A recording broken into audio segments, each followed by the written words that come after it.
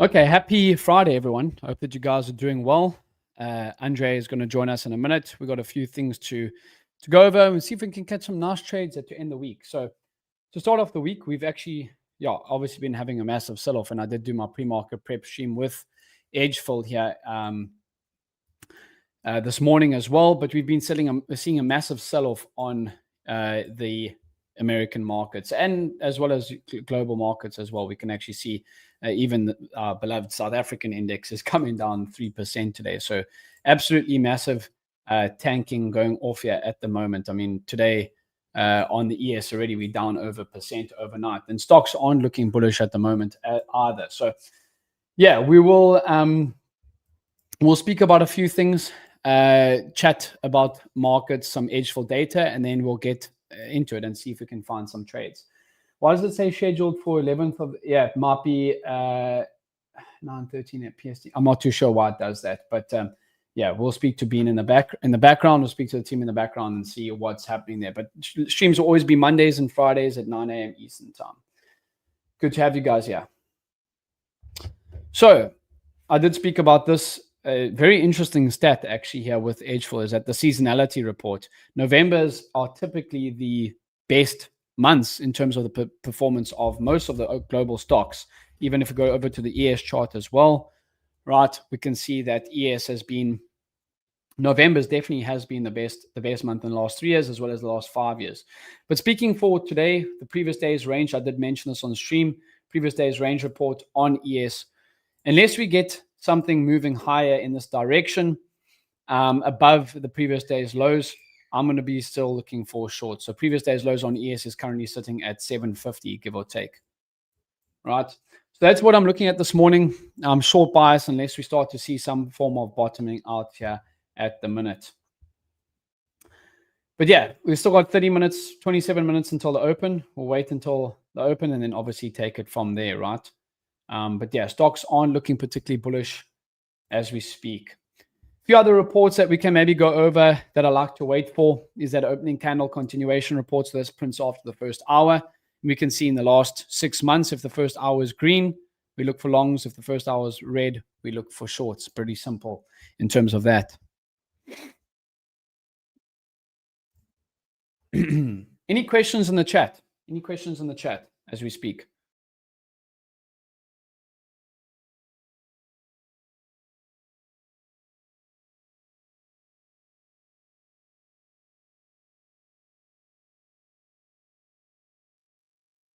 Perfect. André is still going to come on. Yeah, in a minute. We'll see if we find some trades here for you guys today. But yeah, as I said, at the moment, these are my levels that I'm looking at. ES is 750. NQ's been dropping even harder than that. I mean, we're down 1.4% on NQ, and still previous day's lows levels is back up here at 25.022. So unless you start to see some bottoming out here and get back above these levels, I'm going to stay short biased. There we go. We've got André just entering the stage at the moment. See if we can get him on.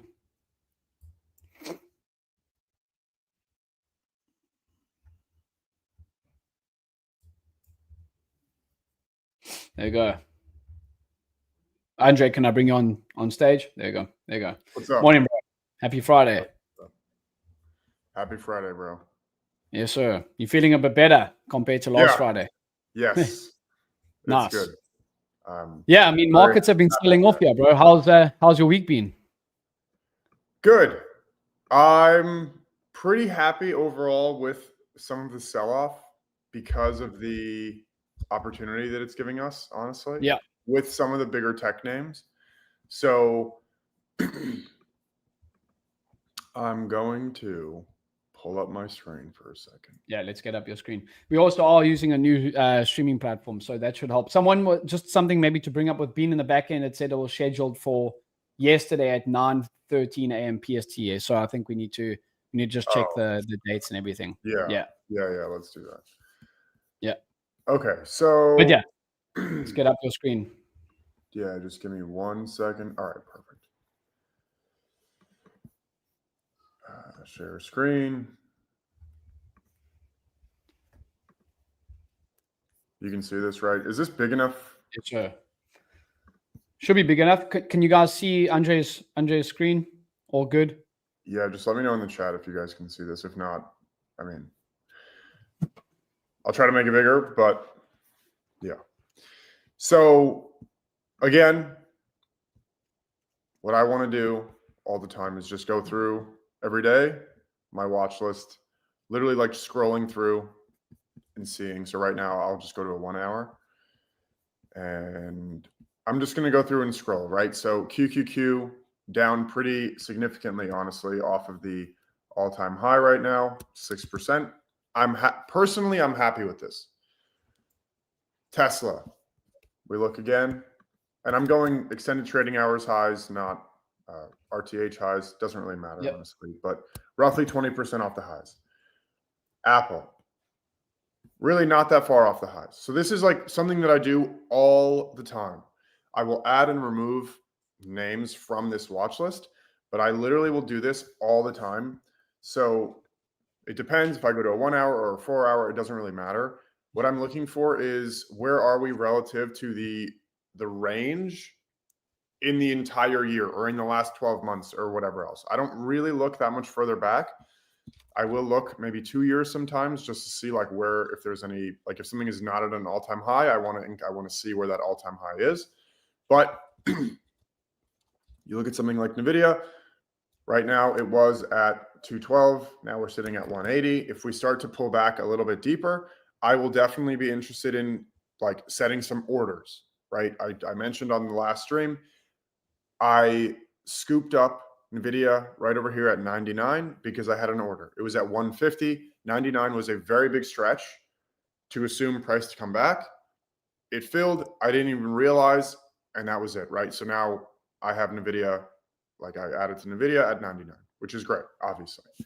But personally, if you guys are looking, and this is obviously not trading related, but more investing related, I think that setting orders is actually not a bad idea because you set it, you leave it, and you don't get emotional about when price gets to that area. You're like, well, it'll keep going further down or whatever else it is. Sometimes it will, sometimes it won't. So there's that. So literally just going through like Microsoft not doing great recently since its recent earnings. It's just been pretty like consolidating. Broadcom down pretty, I'm pretty sure it's pretty down a decent amount. Yeah, 15% off of all-time highs. And here's the most interesting, in my opinion, of them all, Meta. I'm not going to lie. I would love to look at my little alert here, Meta crossing 600. I would love to see Meta fall even more, 560, 550. You told me to buy it. You told me to buy it, André. I'm going to be down. Dude, I've been buying it. I will continue to buy it. I would honestly only start to get concerned like below 400. Yeah. I would only get concerned below 400, but if it goes to 500, I'm thrilled. I've been just so everyone knows, I have been buying and I'm down on all of my buys, but I'm happy overall that we are getting a larger pullback because this is with a company like Meta. You can't do this with like some random biotech. But when you have 3.5 billion users with the most popular platforms in the world, with so much data on their users, with their AI play coming in, right? There are so many different reasons why Meta is not going to vanish overnight and why they're obviously, I don't know what's going to happen to their stock. Just so for anyone who is just like financial advice, oh, I bought the stock because André said so. Don't do that, obviously. But I'm saying my opinion is that I don't think that Meta is going anywhere. And I think that's pretty universal. So the further down the stock price goes, the happier I'm going to be. As long as it stays above 400, I'll be thrilled. Yeah. So I bought at 700. I bought at 660. I bought at 640. I bought at 600. Like I will, and I'll keep doing it as it goes down. Now, the challenging part is the speed at which you average in. That's the tough part. Let's say you have $10,000 that you want to put into Meta. When it goes from 760 to 700, you're like, okay, that's a pretty big pullback. How much of your 10,000 are you going to put in? 1,000? 2,000, 5,000. So you guys need to be careful, obviously, as you start to like add into these things. Yeah. Because if you add in too early or you add in too quickly or you're waiting for a larger pullback and it bounces and you didn't get your move. So you just have to be, I don't know. I try not to overthink it too much. I just start to add in at key levels. Yeah, dollar cost average into it. Just something interesting that I was bringing up here on screen here, André, was the seasonality report with ES. Look at November has actually been the best month by far. Yeah. In the last 3 years, and even in the last 5 years on the ES chart. And I was looking through some of the big names like NVDA and Tesla as well. So it's interesting to see this pullback now, but I think it is due. I mean, stocks have been trading at all-time highs. You know that saying by Warren Buffett, be greedy when others are fearful and fearful when others are greedy. I think now is definitely some good times to start getting into some of these big names. And are we going to get a Friday bounce from a day trading perspective? I mean, I have a level here that I am watching, which is previous day's lows on ES, which is 750.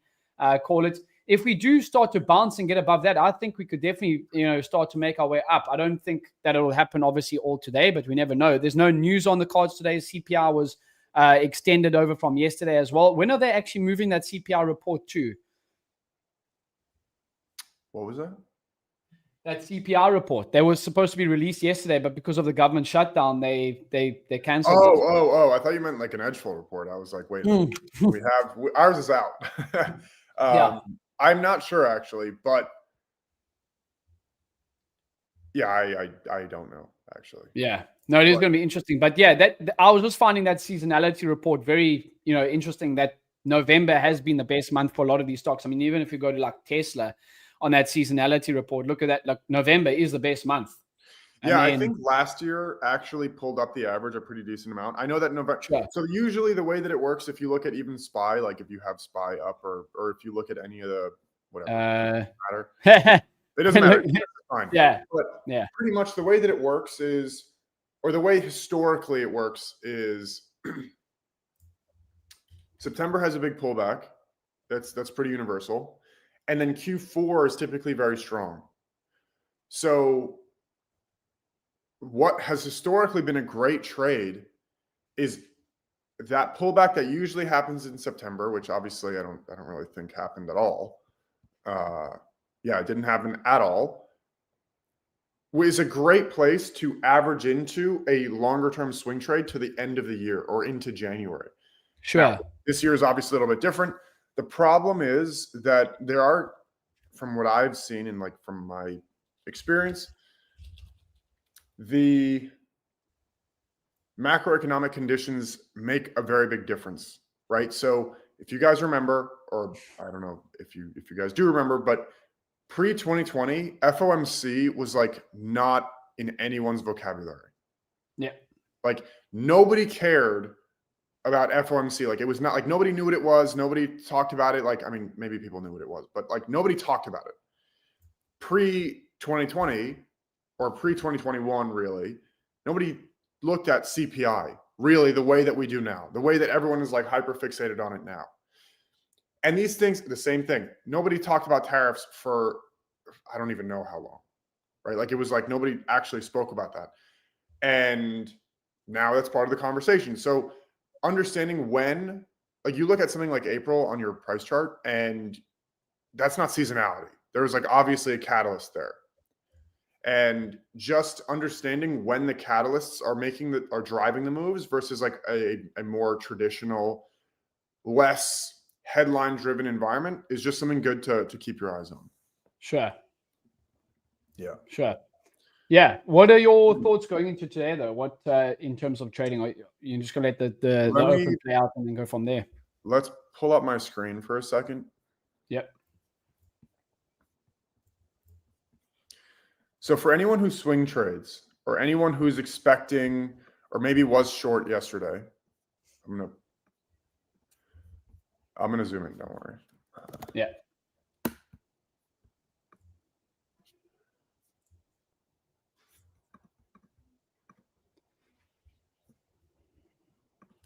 Okay. So I'm on NQ this week. As of yesterday, pretty fair to say that this week is going to be red, right? Here's Monday, Tuesday, Wednesday, Thursday. Today's obviously Friday. Pretty fair to assume that after yesterday's sell-off, this week was going to be red. It's not a guarantee, obviously, but it's not unrealistic to assume that. Now, if you're a swing trader or you trade options and you want to swing like calls or puts into the next day, or you're in a position, I know a lot of prop traders, you can't swing trade, but if you have your own personal account, this is something that you should be looking at. There is a report called the high and low by weekday. The sub-report that you want to look at is the biweekly candle.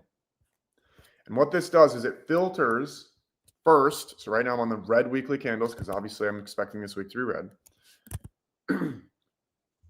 It will filter only for the red weeks and then tell you how often a certain weekday will make the high or low of the week. And what do we see here on NQ in the last 6 months? Fridays, on red weeks, Fridays have been the low of the week 67% of the time in the New York session, which means so let's go over here for a second. Right? Let's pretend that Friday let's pretend it's yesterday at the close. What do we want to expect here? Price tomorrow, which is Friday, to break this Thursday low. Because almost 70% of the time, the low of the week is going to be on the Friday. So what does that mean? You obviously don't want to swing calls here, or you don't want to be bullish overnight. You want to actually be very bearish overnight. And then that's how you can say, what should my data-backed bias be for my overnight move? Obviously, the answer is going to be here, bearish. It's not going to work perfectly every time. Obviously, we can see right here, 11 and 22% of the time, the low of the week has not been on the Friday. But in this case, if the market opens specifically in the New York session down here or below this point or breaks this point at any point today, that is the idea of this report. So yeah, to answer your question, James, bearish for sure, at least to the open. I mean, obviously we have 12 minutes here till the open, but the idea being I'm expecting price to open below this point right here, or at least break this low if it doesn't end up opening below, like if there's like some news or something that like spikes price. Yeah, agreed. I think I mean, stocks have been taking a beating over the last 2 days, but I mean, in the grander scheme of things, it hasn't really been. I mean, it's due for a possible a pullback. Is always, if you zoom out, it doesn't look too bad. We're back at the daily 50 EMA on ES. Do you look at ES too? Yes, I trade ES, NASDAQ, and a few individual stock names. I'm sure Andre's kind of the same. Andre mainly trades NASDAQ, and you do trade options on a few of the individual stock names as well, or you trade the stock names like you've been buying Meta. But for Meta, you're buying that cash value. You're not shares. Yeah. Oh yeah. So I'm buying the shares. So just to be really clear, I don't trade shares. I don't not CFDs, but shares themselves. Like for anyone who's in the US that's watching, when you buy shares, I actually don't love trading shares because of how capital intensive it is.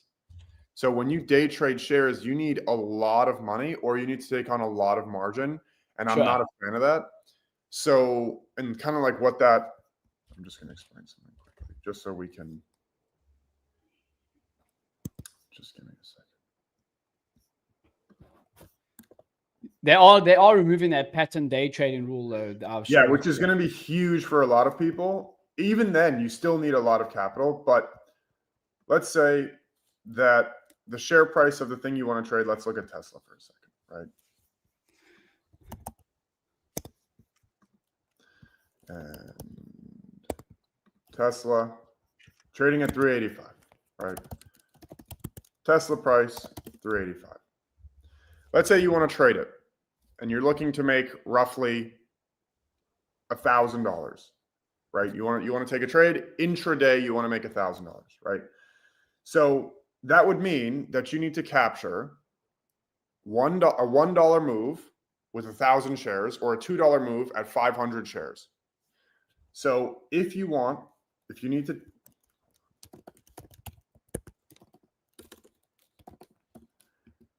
if you want to trade 500 shares of Tesla, you would need $192,000 to make $1,000 capturing a $2 move. That sucks. Yeah. Like I don't want to tie up 200K to make. Yeah. Jeez. Yeah. Yeah. So that is where that's one of the reasons why I don't like trading with shares, just because it's very capital intensive. Now you obviously, if you're a swing trader, I think most people the people that you probably see online that you trade, that do trade shares will most likely swing trade them and have giant position size. Like, I mean, I'm sure, maybe you guys know this guy, maybe you don't. I don't really know his reputation. I don't know if he's like legit or not, but Julian Petrulis or whatever his name is. Yes, I've seen him on. Guy will buy like $10 million of Tesla stock, like going into earnings or whatever. He obviously is like apparently a fantastic swing trader. I don't know his deal. But apparently I've seen a lot of his clips, so that's his thing. He buys like giant positions, like $8 million of like Palantir or whatever else. But those are really the types of people where it makes sense to buy shares, because you don't need to deal with all the options Greeks with. Like, if you buy the options, you don't have to worry about expiration, you don't have to worry about volatility or anything else. Mm-hmm. You can just like buy and hold, and like that's it. Like if it takes 6 months to go up or if it takes 1 month to go up, it doesn't really matter to you. But yeah, so the long story short, I think that it's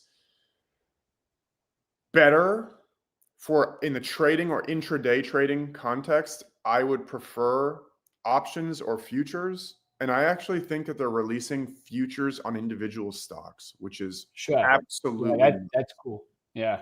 I think that is absolutely nuts, but I'm pretty sure it's coming.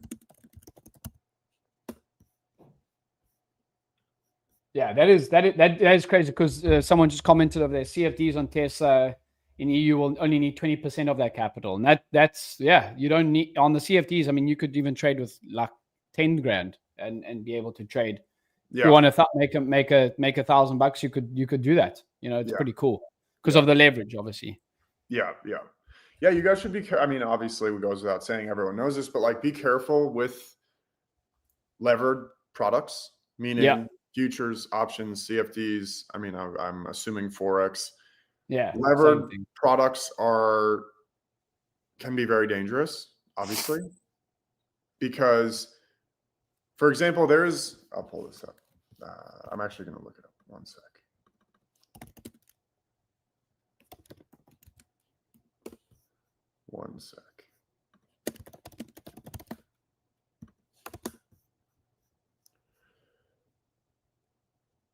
I'm pulling up something here.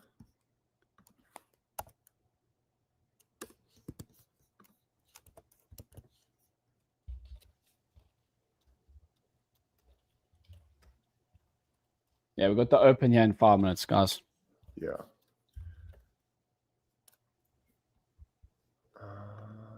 Yeah, we spoke about it last week. Liquor, leverage, and women. Yep, exactly. That's the issue. You have to be, Someone's asking in the chat as well, André, can we chat about the new orb algo? Yeah. So let me just. There's one thing I'm going to say about leverage, and I'll talk about it in a second. But if we look, I think as long as you know how to use leverage, I think it's good. But if you don't, I for sure agree. It's the thing is that when you use leverage and you don't really understand how, or not that you don't understand how it works, you haven't like seen the downside. It kind of becomes like this like more thing where you can start to just blow up your account instantly. Yeah. Like, it becomes very, very difficult for people when they just want more and more. Yeah. But there is this AMD triple lever short ETF. Sure. And AMD went up 30% in one day. And the ETF, like, everyone lost their money. The value of the shares go to zero. Because if you're triple lever short and it goes up 33%, you're down 100%. Sure. So the ETF actually blew up. But when you have things like that, you can easily lose so much money that people get addicted kind of to not the actual trading, but to the leverage, because they see, okay, if I only have $1,000, then I could make $50,000 if I use like 500 to 1 leverage or whatever it is. And if price goes against, if you're not like a sniper and you're not like absolutely on it, or you don't have a system that can like, that you can lean on, Sure. it's like a guarantee that you're just going to blow your account. Yeah. Yeah. That's where I like the CFDs, bro, where like if I wanted, let's say I wanted to buy AMD at where we're sitting now, call it 247, and I Yeah. wanted my stop loss at 220 and I want to risk 10 grand on the trade, I can have that. If I want to risk $1,000 on the trade, I can also have that exact same stop loss placement and everything. Crazy. Which is That's cool. great, honestly. Yeah, it is. It is. That's why I think CFD. I mean, obviously, you guys in America more of the future side because futures and CFD is kind of very similar. But I like that the CFD style of trading, where if I want to have like a $50 stop loss on AMD, risking whatever amount I want, I can have that. In my account. Yeah, that's crazy. That's awesome, honestly. Yeah. I have a question about TradingView, and then we'll talk about the Orb algo in just a second. Sure. Is there a way that I can shrink the size of this volume here? Like, can I just make it less tall? Well, tell the volume to the volatility to calm down, then maybe. Yeah, but I'm not too. It's so annoying. I hate I'm when not too it, sure. overlaps. I don't have the volume at the bottom. I do have it sometimes up on there, but I just turn it off. But I'm not too sure how you can shrink that. But yeah, let's maybe chat just before the open about the new edgeful orb. So, so this new one, there's two that's coming out. I'll talk about the one that's coming out in 3 days. And it's going to be based on the exact same orb strategy that we have, but you're going to have 2 profit targets. So your minimum contract size is obviously going to have to be 2. But what it's going to do is it's going to allow you to capture the bigger moves, right? So what some people have said was, here, I'll go to NQ for a second. I'm going to go to the regular orb. I'm going to go to the orb. I'm going to do this 1 sec.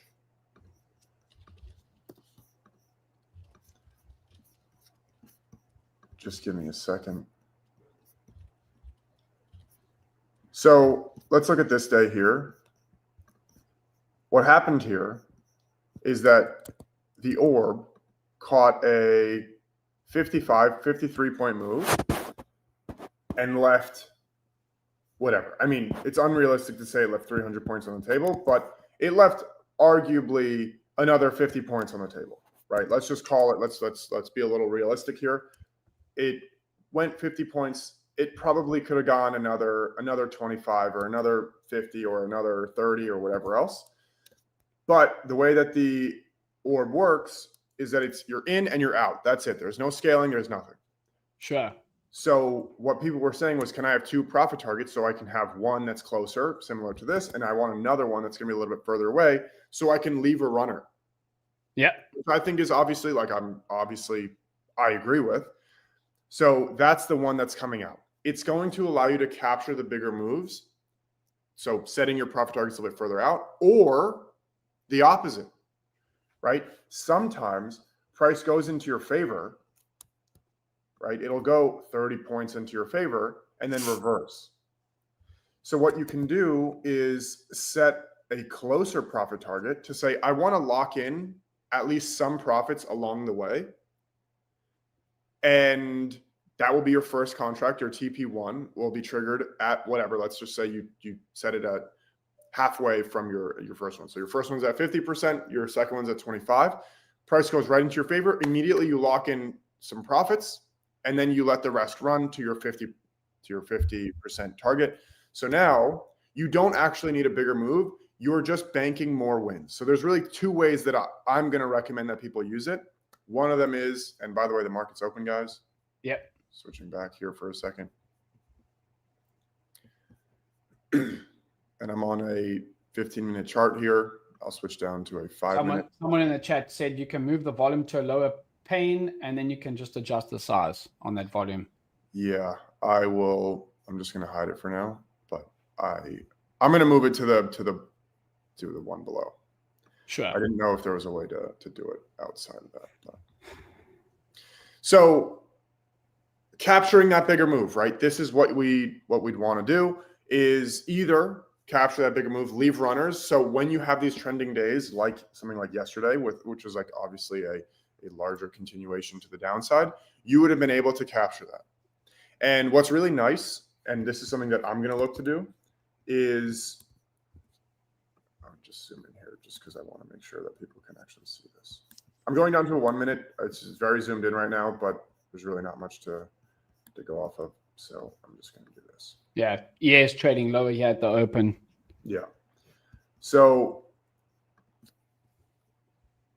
what I'm going to do personally is I'm probably going to have two of these orbs running simultaneously. One of them is going to be with the closer profit targets, and one of them is going to be for much further profit targets. That's probably what I'm going to end up doing. But sure. That is going to be having those two, specifically the one with the further profit targets, is going to be more difficult for prop traders because of all the rules. So if you're a prop trader, most likely what you're going to want to do is most likely have the one with the closer profit targets. Realistically, just because it allows you to bank these winners and it allows you to go in and like build your account up slowly and nicely, which is the way that realistically probably most prop traders need to be trading because of the rules, and you need to be very careful with the rules. So just making sure that you don't break them, obviously. But yeah. So. Yeah. ES down here, 20 points on the open. That's pretty big. If you are trading futures today, please size down your contracts because volatility like this, you can't trade your normal sizing. That's 20 points on ES in 5 minutes. It's yeah. So one thing that I'm seeing here is in the first 3 minutes, our range is already 0.55%, or on NQ in this case, it's 135 points. We haven't gotten ranges like that. And this also happened yesterday. So I'll go to a 15-minute chart here. So our orb yesterday was 0.86. Sure. Our orb today so far in the first 4 minutes is 0.55. Yeah. The VIX is up 4% today as well. The VIX? Yeah. Yeah. So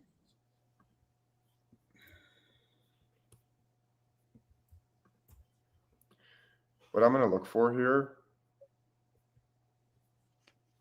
So like if we just go, so I went to the orb by size report, and what I want to look for is just this section over here, the actual individual sizes of each of these.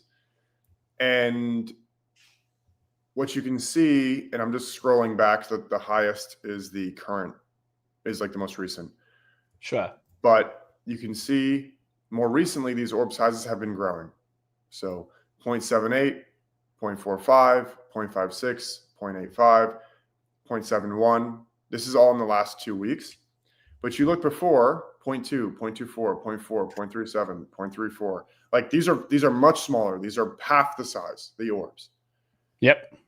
And you start to look, okay, 0.3, 0.3, 0.48, like what? I mean, this is probably a holiday, but you look at these and you don't really see orbs that are as big as they are. So now immediately, I don't know what does this mean? I don't really know yet, but that signals something to me. In my mind, this is raising a flag of, I know that the orbs are usually going to be less than 0.5%. Now, in the last 2 days, consistently, both significantly bigger. So now I'm looking, okay, the average is probably going to be 0.3 here. Honestly, I'm just eyeballing it, obviously. But right here, it's super rare that you see some of these that are, wow, what a reversal here on ES. Yeah, geez, look at that. Yeah, Tesla is starting to pump. Yeah. Wow. So that's absolutely insane. But I'll just finish my thought in 1 second.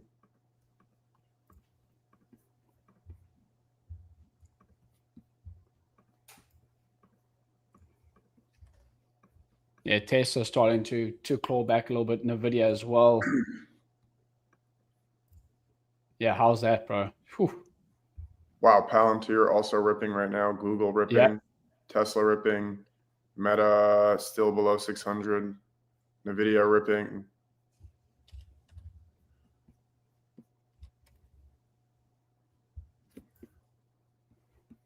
Interesting.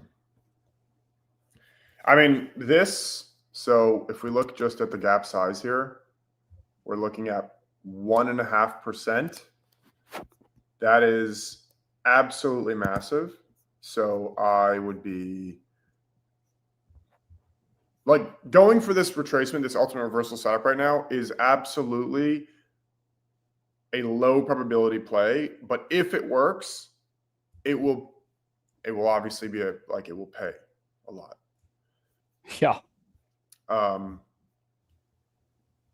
So yeah, NVIDIA and Tesla both also, yeah, as you said, Palantir, they're both starting to claw back after overnight losses. Yeah. But yeah, guys, this is where I'm just going to do this for the last year. But immediately I want to know, let's look at April for a second.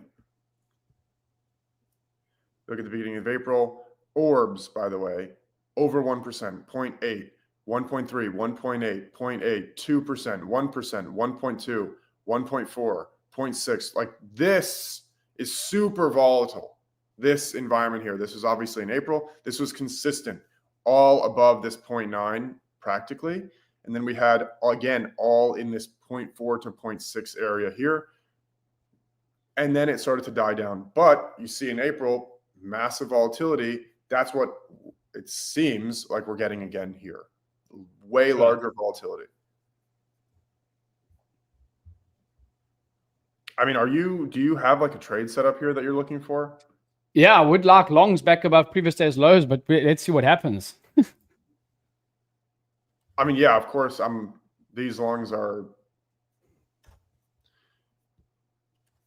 It would really suck, honestly, if this is going to be another one of those days where it just runs with like no structure and we just have to like sit here and watch it. But what I'm seeing right now is that ES is weaker.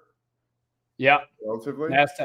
Nasdaq starting to is trading a lot more bullish at the moment. We're getting, we're bouncing off those lows quite heavily. Yeah.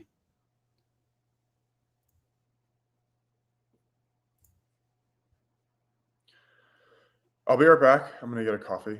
Just 1 second.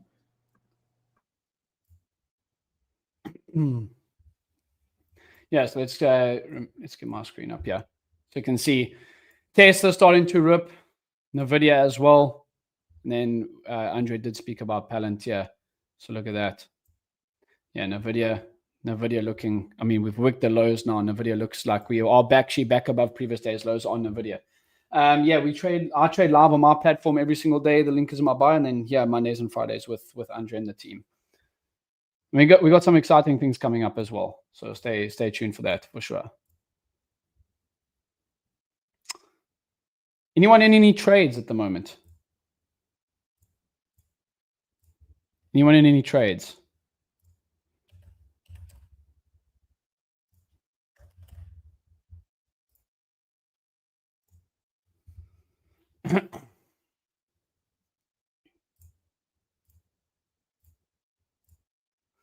Not yet. In and out on that short. Okay, nice. So you got the short at the open. Yeah, nice.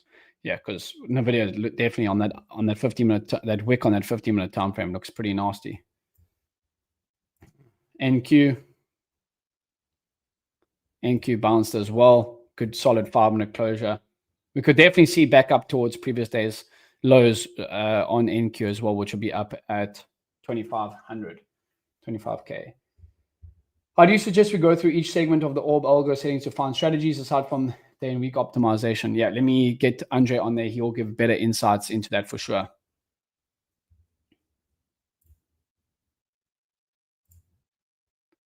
I'll get André to answer that question for you.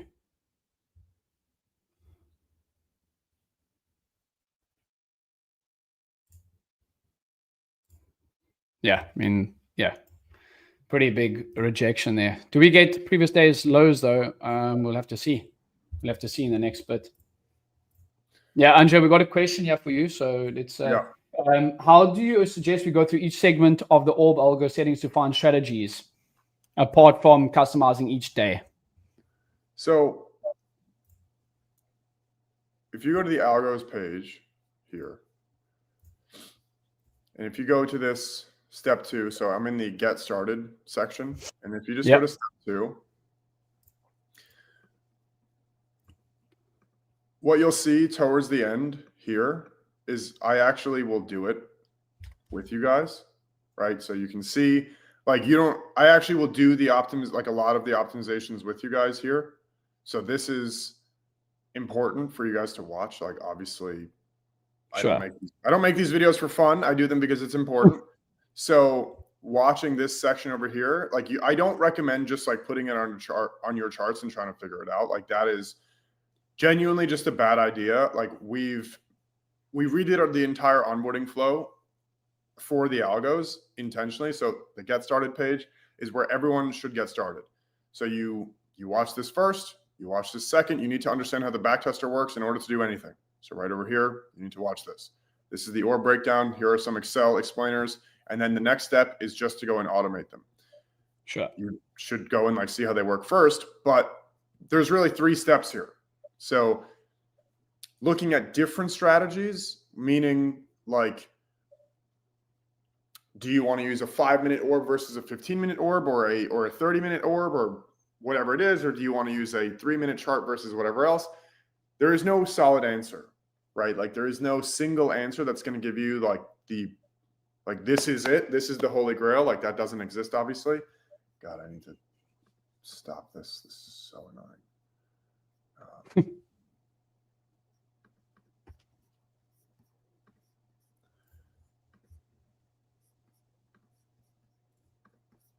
I think if NVIDIA starts to rip here, which we are seeing, it's really taking out for new highs here. We could definitely ripping right now. But yeah, so just to close the answer to that question is, I would need a little bit more information on kind of like what you have in mind there, but that orb video in the algo section will answer like 99% of your questions. And if you have any more questions, what I would recommend is that you just reach out right over here to our support and we'll help you there. It does say AI agent, but we actually do have a team that will help from there. So if you want some more guidance, we're not going to give you what settings to use, obviously, but we'll help you like understand how it works. Sure. Yeah. What are you thinking here, James? I'm thinking long now, bro. I mean, if NVIDIA starts to rip, we could definitely see the NASDAQ come higher. That's for sure. Okay, we've just set the 50-minute opening range now as well. I mean, that's a pretty big 50-minute bar rejection. Look at that wick on NVIDIA as well. Yeah. So you want to pull up your charts? Yeah. Look at that. You're looking at. So look at the 50-minute bar here on NVIDIA. Look at that. I mean, that is a 3% move in 15 minutes. It's absolutely insane, honestly. I mean, NVIDIA continues to climb higher. We could definitely see NASDAQ starting to rip now as well.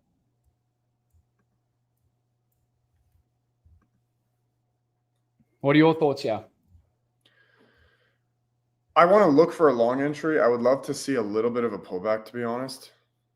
But yeah, I would like to look for a long entry. Obviously, but yeah, I need a little bit of a pullback just to enter, just to give me some structure to go off of. Because otherwise, I mean, what am I going to do? Like, yeah, I don't really like to just long. Like, I personally, I know that there are people that will just buy this and make money.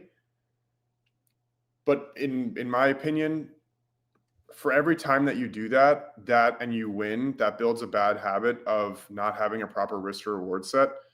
Whether it's a 0.5 to 1 or a 1 to 1 or a 6 to 1, it doesn't matter. But it is very difficult to long with no solid stop loss. Yeah. I mean, like if we get a pullback to 800 and then, I mean, I don't know. Like now I'm fishing for a trade pretty much.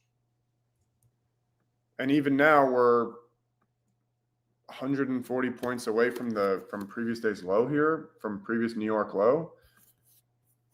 I don't know.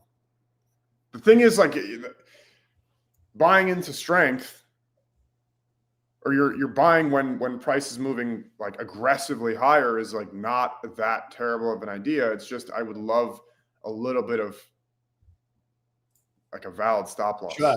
Like I don't love to set a stop loss based on P&L. I like to set my stop loss where my trade idea is invalid. Yeah, ES, NQ to view app. Let's see. Yeah, it's that overnight view app. ES and NQ. I mean, I would like something like this, you know, where we get back above previous day's lows and then we look for the continuation trade potentially. Yeah. Tesla ripping as well. Yeah, this is like,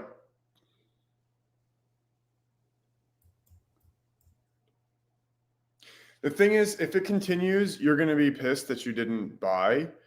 But if it reverses, looking back, like let's say you're looking back at this trade tomorrow, if it reverses, you're going to be like, how could I have ever gotten long there? Yeah. I mean, that's me at least. And I'm sitting here kind of like getting agitated a little bit. That's like, hey, can we just like cool it for a second? But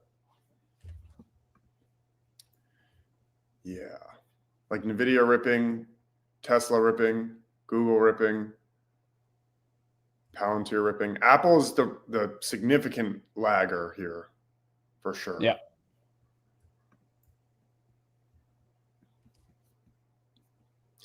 Wow, this ultimate reversal setup is might actually work today. Yeah, look at Palantir as well. Palantir ripping. Look at that. Yeah. Yeah, I'm not too big of a fan of this type of move, to be honest. But the thing is that these are okay. Perfect. Yeah. Let's do something here. Let's get a little bit of a pullback. Yeah, this is pretty crazy. Anyone taken any trades? I mean, you could have maybe scalped a few points on the longs there for sure. That's why I'm lagging as well in terms of the indexes, is trading still within the 15-minute range. Yeah.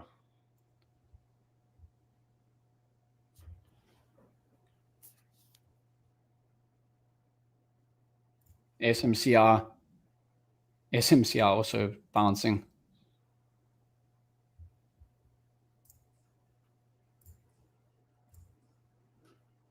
Still waiting, yeah.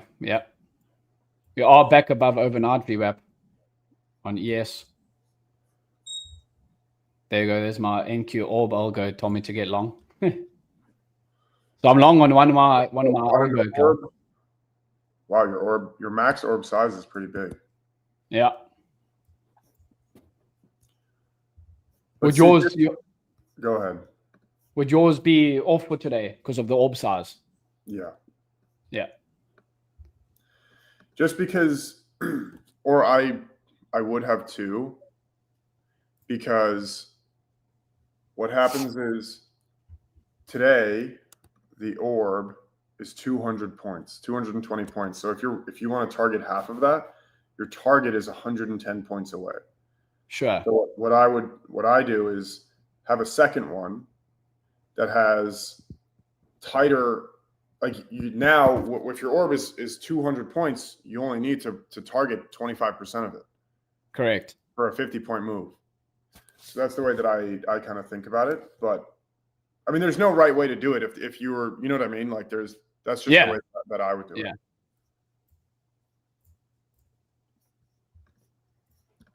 But looking at this 5-minute chart here, I mean, what was the orb algo the spot to enter? Yeah, it seems like it was. Like that entry that your algo took, I mean, there it is. It's there. There's that reversal, and there it runs. Wow.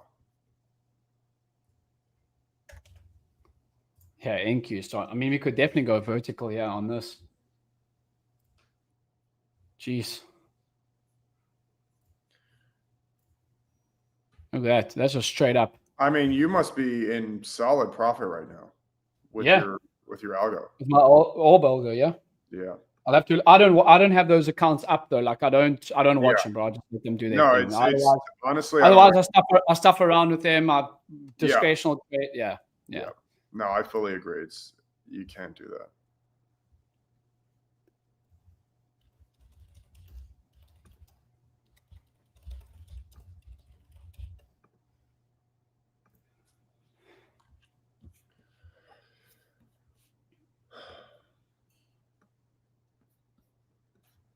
Yeah, Tesla.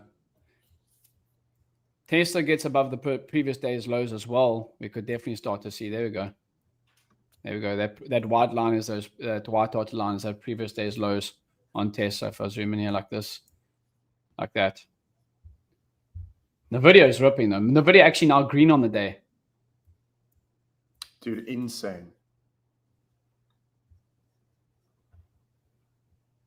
Wow.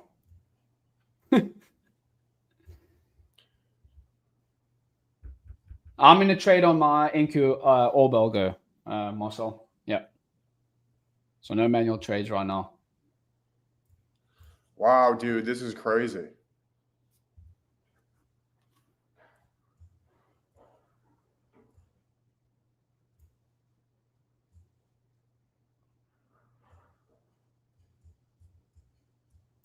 Yeah, look at that go.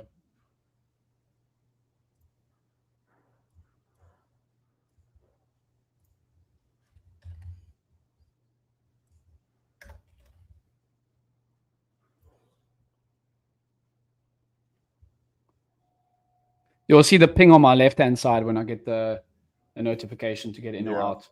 Oh, well, of the algo. I mean, I'm not. You're looking for a job. I mean, it's good. I mean, it's working. So you're looking for a big move right now, which is nice because on these types of days, like I actually want to. This is such a perfect example of. This is such a perfect example of when, like right now, you guys watched me.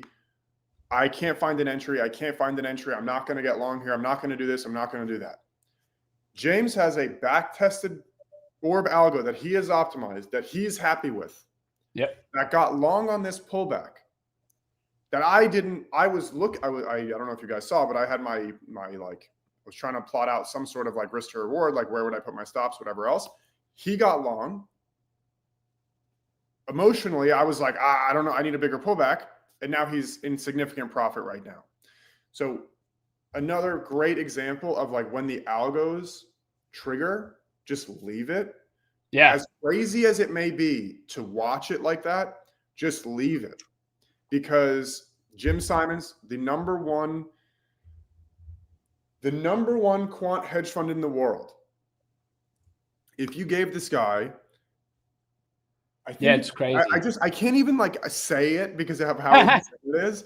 But I think if you gave this guy $1,000 in 1988, it would be worth like $100 million today. That's wild. Like because he's gotten like 60% returns every single year, net of fees. Like the guy's a sick cat.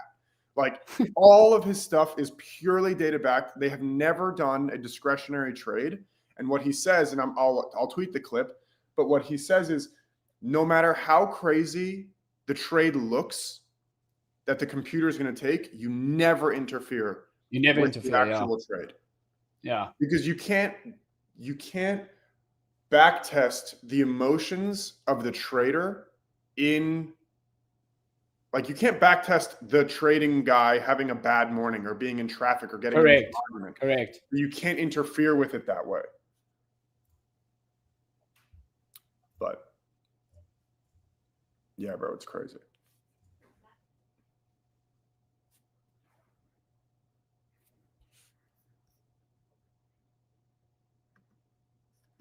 Yeah, this is pretty wild, bro.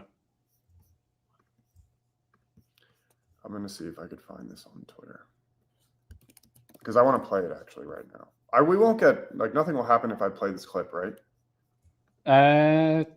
No. What do you mean nothing will happen? Like there's no copyright or whatever? No, it shouldn't be. Shouldn't be. Okay. I don't know. We'll see afterwards. Yeah. Okay, whatever. Holly, I just passed 10 challenge accounts. Took one. Nice. Solid. You get those longs. Yeah, but the algo is all going today. Yeah, the algo is all going today. Yeah, the algo is all going today. Yes. Yeah. This is where I agree. Like, André, like from a discretional trading perspective, I mean, if I took a long here and it just reverses on me, I'll be like, what the hell? Like, we're down, 4% in 2 days. I'm getting in front of a steam train here, but I'm just letting my backtested algo do the thing. And this is where I agree with you. You don't want to mess around with the settings, because even as crazy as it might look, you don't want to look like an idiot where it was this thing rips for me, Yeah, exactly. Like, again, I personally would not take a long. I couldn't justify it. The algo triggers, executes perfectly. And now, of course, it's not always going to be like this. It's never going to be perfect like this. But overall, the algo triggers and you let it run. Even if you think it's crazy. And I'm going to pull up the clip in a second. I'm trying to find it. Sure. But you just let it run and you don't interfere with it, because when you do, you are screwing around with the backtest. And the more you interfere with it, the more you ruin the backtest. So the algo is algoing today. And look, I also get the stuff. This is the cool thing about the algos. Even if I am on the road traveling, I get them right to my phone, the alerts. You see, there's the trading view alert that came right to my phone. So sometimes I'm still waiting for André and the edgeful team to get the MT5 plugin.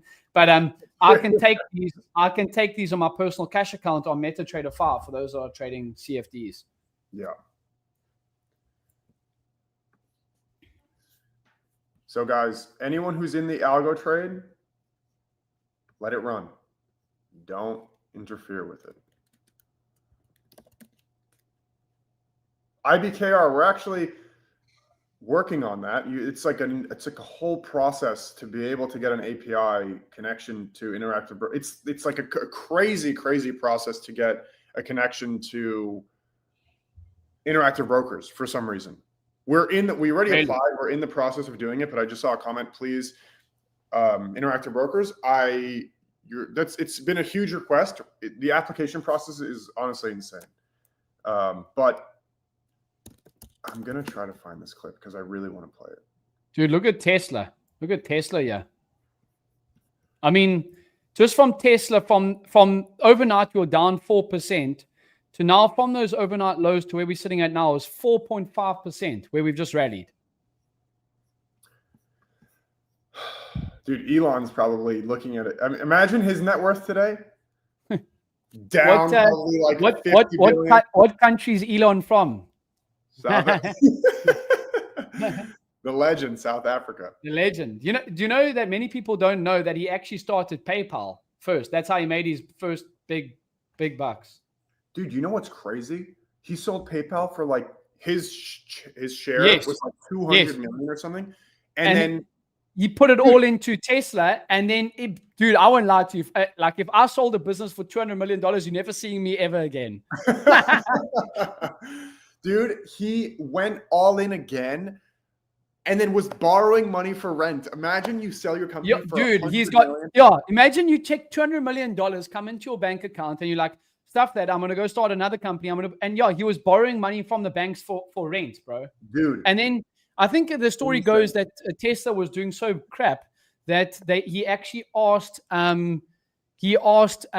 for investors, just here's my plan. Just back me one last time, put money in because I was going insolvent. And then now look at it today, bro. Crazy. Dude, talk about like for the love of the game. This he doesn't care about money, dude. He's doing it for the love of the game. Like, yeah, he is down. In fact, actually, so here's a funny story I can tell you guys. So he went to quite a prestigious all-boys school here in South Africa, and they phoned him when he became the richest man in the world back in like 2022 or 2021, something like that. Yeah. And he said, they asked him, listen, Elon, would you like to come back and speak at our Founders Day, our all-boys day? And he's like, I had some of the worst memories over there because he got bullied, I'm sure, because he's probably like more into the books and whatever. And he said, here's $1 million, never contact me again. Really? Yeah. That's crazy. Yeah. That's nuts. I don't know if you've heard of the financial planning or management firm called Alan Gray. Have you heard of Alan Gray? No. Okay, so they must be more in South Africa and that. But he went to my school that I went to. I think his net worth when he passed away was 25 or $15 billion, and he gave $1 million to the school as well. Oh, yeah. That guy was from South Africa? Yeah, he went to the school that I went to. Wow. Look at you with all these famous people. Hey. Yeah, that's crazy. How is it over there? Do you like it over there? Would you ever leave? I like where I live, bro. I actually love where I live. It's very nice, bro. Also, the style of lifestyle. You can play golf here, and also if I wanted to live the same lifestyle in America, let's just say Florida or wherever, it would probably cost about 4 times the amount.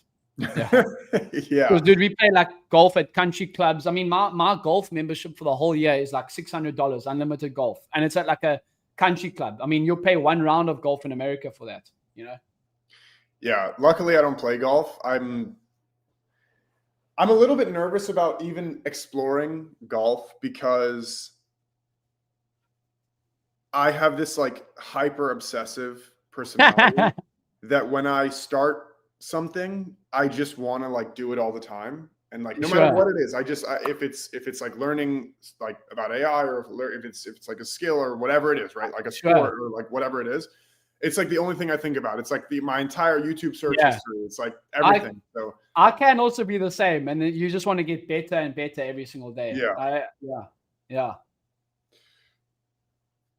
And also a game that you can play great. You can play great the one day, and then you can look like a knob the next, bro. Yeah. Are you interested in any discretionary trades right now? I am interested in some longs if we get a pullback on NQ for sure. Where are you looking? I feel like opening range high 850. Yeah, I would love to see something like this. Sorry, I lagged out for a second there. I think 850, Andre, 850. Yeah. I would love to see something like this, but like realistically, it's probably going to be a little bit more of this. Sure. Realistically, I'm not expecting like a super clean move again, but yeah, I'm going to expect probably a little bit more of this, some consolidation, and then a move higher, honestly. Sure. So and there's my volume again that I'm going to put up, but ES looking weaker. So for me, if I'm looking for shorts, it's going to be on ES, not on NQ, especially looking at Meta right now. Or sorry, not Meta. I meant to say I was looking at the grid and I saw Meta, but especially looking at tech, that tech is ripping right now. I would need to see a pretty strong reversal with like some conviction on. Honestly, like I'm not really interested in shorts, to be honest. Yeah, I agree, especially with this open. Yeah, even like scalping a short right now, I'm not interested at all because, again, like we said on the other streams, you're stepping in front of a. I mean, you're not stepping in front of. It's the opposite. Yeah. It's like the opposite of catching a falling knife, like whatever that is. You're stepping in front of a ripper. Yeah. Yeah, exactly. Yeah, I agree with that. And by the way, guys, I have a 1 minute chart on here, even though I don't really like to trade a 1 minute chart. but I just want to do it so you guys can see a little bit more. I don't know if it matters, honestly, if I should switch to a 5-minute, but yeah, that algo trade was at literally the most perfect spot. Yep. That's like stunning. That's perfect. I am interested in maybe some longs on Tesla here as well, off this opening range high. See how we've kind of had, let's go like this quickly. Yeah. We've kind of had like a break of the opening range high, as you can see, and then a pullback to that opening range high, and now potentially the next leg higher. So that's what I am looking at the moment. Yeah, NVDA is a bit too high for me to buy up over here at this price point at the minute. Yeah. Where is it? Do you know where the target is on your algo? It must be far, right? It would be. You don't have to pull it. I don't want you to like pull it up. So yeah, you it would be. It should be around. I think I've got mine at 0.6 R of the orb at the moment, so it would be. Yeah, it's pretty far away. But I was just curious because what's nice now for you is that the ultimate reversal setup is not out of the question here. Now we're really close to previous days low. We're very close to opening retracement. I mean, previous sessions close pretty far away from the high of day right now. It's like still 100 points or 120 points roughly. But the longs are, and I just drew out these boxes here, but this is some structure that I'm looking at. Okay, we can see some area here. Price comes down, bounces back up, comes back down. And the difficult part about a 1-minute chart is that this looks like a bounce, and it is technically, because price did trade down here and then bounced 56 points and then came back down and then bounced another 100 points. Sure. So I'll switch over to a 5-minute quickly, just because this is, in my opinion, the better time frame. At least this is really the shortest time frame that I like to be on, to be honest. But just looking at the comments here quickly. Very valuable to listen to you two live. Just pull this up. Appreciate that. I'm happy. I'm actually really excited that we started doing these. The response has been great. So we'll definitely continue to do them for sure. There's no question about it. So I really like these. I'm assuming James likes them too. It seems like you guys like them. So I appreciate you guys. Yeah, always feel free to ask questions, even if you think it's a stupid question. It might be. I'm not going to say there's no such thing as a stupid question, because there are stupid questions. But we're not going to call you out to be like, that was dumb. But we do want you to ask, right? That's what we're doing here. We're makes sense that the OCD guy invents a stats page. Yeah, exactly. But yeah, that's actually could not be more spot on. But we want you guys to ask questions. We want you guys to comment, like engage with us, like let us know what your thoughts are. Hey, I'm looking for the longs here. What do you guys think, or whatever else? Like, this is what we're doing this for. So we want to make this interactive. We want to make sure that you guys are getting value from this. Obviously, we would not do it otherwise if we didn't think that you guys would get value, or we're not trying to give you guys value. So yeah, just looking at this area right here. And this is where you can start to build some structure, right? We get 20 minutes until the IB forms, 20 minutes until the opening candle. Obviously, opening candles will be bullish. IB buy rejections will be bullish. I'm just going to get a water quick. I'll be right back. All good.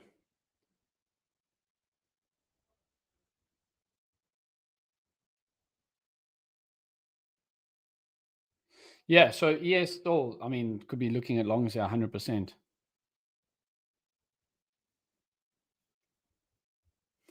Yeah, so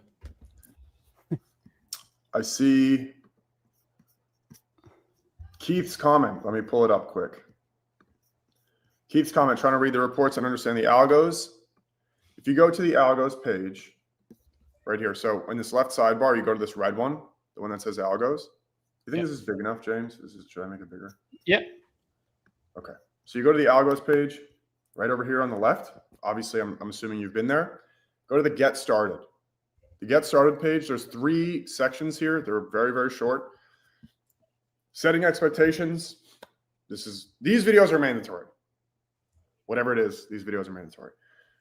So watching this is how you understand the TradingView Deep Backtester, and then our recommended algo is the orb. Watch this video. In this video, I'm not sure how long you've been on this stream, but in this video, I also go through some of the settings, how to think about the settings, how to change the settings. So this video right here is going to be the one that you want to use if you're new to the algos. Right over here, this is step 2 in the get started page of edgeful.com/algos. Right over here, this is where you want to start. And in this one, I also touch on a little bit of what goes on down here. So just as watch this video from start to finish. You don't need to watch it 10 times, but if you play it on 2x speed, it will give you a lot of value. And I actually don't recommend that you start with all of the algos, just this one to start. Try it out for a month, let it play out. We'll talk about some of that right here in the setting expectations video. But yeah, Keith, I totally get that it can be overwhelming sometimes. We try to make it pretty piecemeal with the steps so you can digest it individually in a place that's like all in one. Sure. Yeah. Okay. James, are you looking for this this retest of the orb high here? I'm just watching also YM. YM's actually lagging a bit. We're still trading at those lows. At the lows? Yeah. Still look at that. Look at on YM. This is the Dow. You know what sucks about the YM that people don't really know about? It's not a market cap weighted stock. It's not a market cap weighted ETF. It's a price weighted ETF. Interesting. So, or index. So what that means is if something has a higher stock price, like Netflix is at 1,100 or 1,200 because it just hasn't split or whatever, that will have more weight in the Dow because of the price. And the price is totally arbitrary. The actual price of any stock doesn't matter. Ever. What happens if there's a stock split? Then I'm not sure exactly, but theoretically it would be less weighted in the Dow. Interesting. Which is weird, right? Like it doesn't really make sense, but I'm going to check right now. Yeah, so I'm also still waiting. Agreed with that. Tesla actually coming back down now into the orb. I still like the longs, but I think sitting on your hands is not a bad, from a discretional play right now, is not bad. Yeah, I'll move this in a second, but Dow Jones price weighted. So I'm looking for a little bit of an example here. I don't know. I might just ask ChatGPT and have it do that. But pretty much the Dow is the only one that's price weighted, which is weird. And I don't look at it because it's price weighted. And that's interesting. Yeah, I mean, I'm mainly trading ES and NQ. So yeah. So James, if this orb high fails, what are you looking at? Are you still looking for this bullish move? Are you looking for this?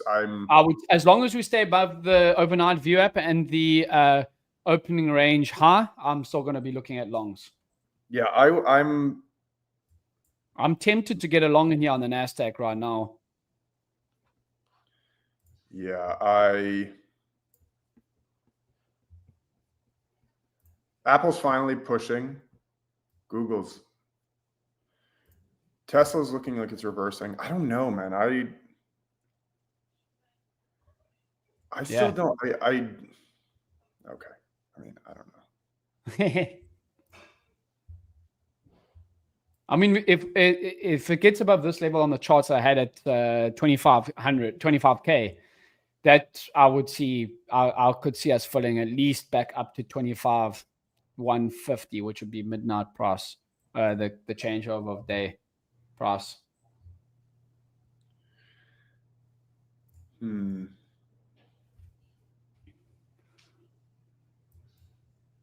know what? I'm going to actually take a long here, Andre. Okay. Yeah. I was in at 29,935. 24,935.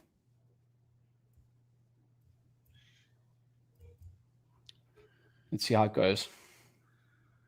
I got in just before that. Yeah. I mean, that's not a bad long at all.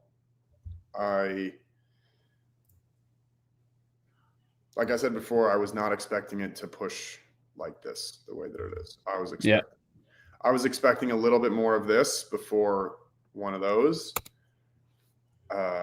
It's not happening right now. Get back above 25K. I think that's what is going on?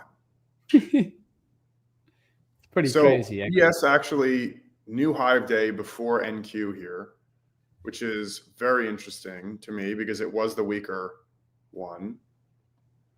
So is tech reversing right now? Wow, Meta with an absolute ridiculous candle.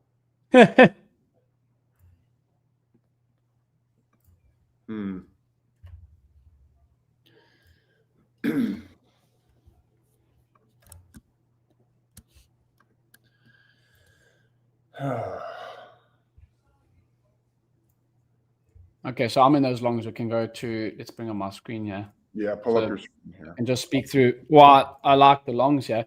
So my algo is still running in the background. So just to keep everyone up to date with that. But this is the discretional play. We've got obviously overnight momentum to the downside, but now we're just ripping. We're trading above the opening range high, above overnight VWAP, which I like, also above New York session VWAP. And we've kind of rejected it at the moment. I'm just looking for the next leg higher. If it comes back down into the range and starts melting, then I'll obviously get out of it. So now if it reverses, are you not as interested? Like, do you ever take the second test of your entry?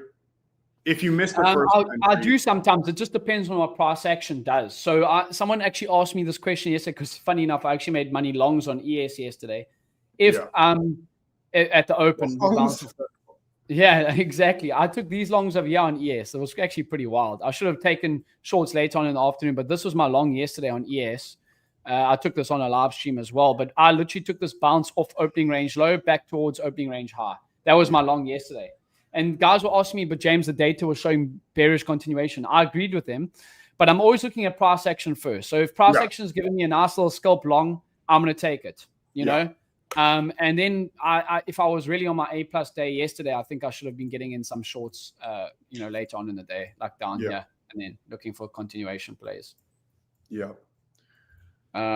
Yes, there's also now new half day for the regular market hours, not extended hours. So yeah, I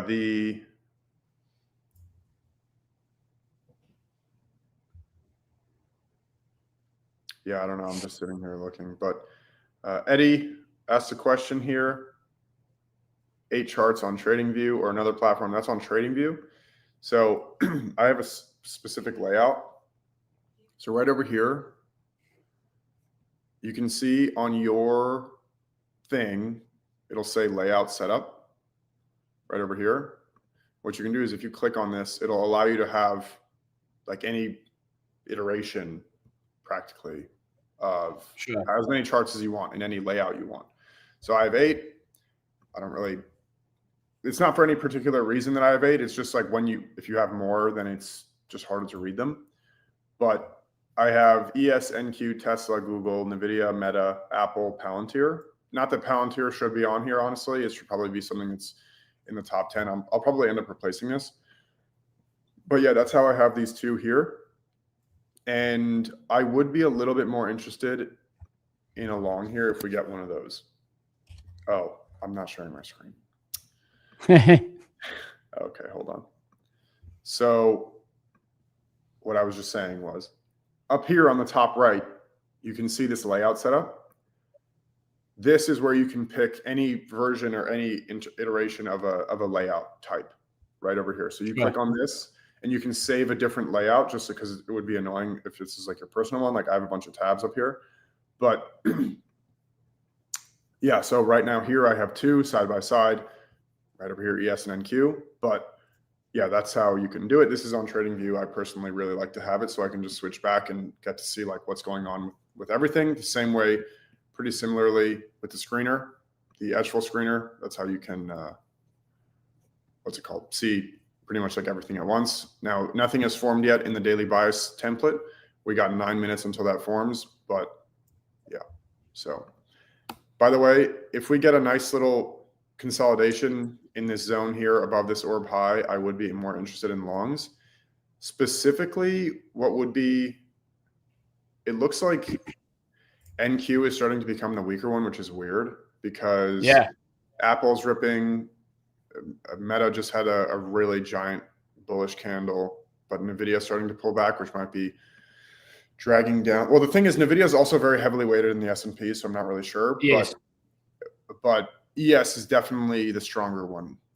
Right. YM starting to come off its lows as well. So that could maybe drive the NASDAQ trade higher too.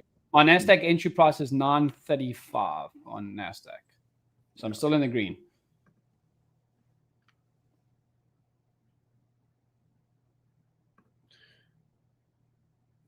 Team Crips, very well done. Caught 100 points on MNQ and 20 points on MES. Manual execution based on algo backtest. Very nice. That's amazing. Really happy about that.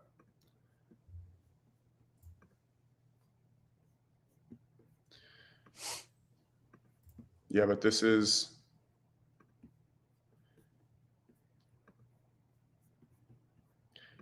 when you have days like, or this is my thoughts on this.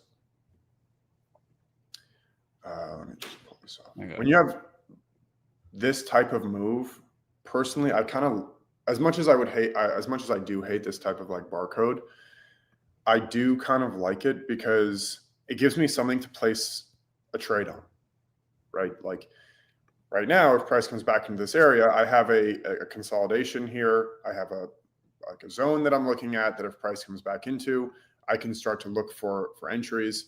And then I have a clear place where if price fails this area, my trade idea of being long is theoretically invalid.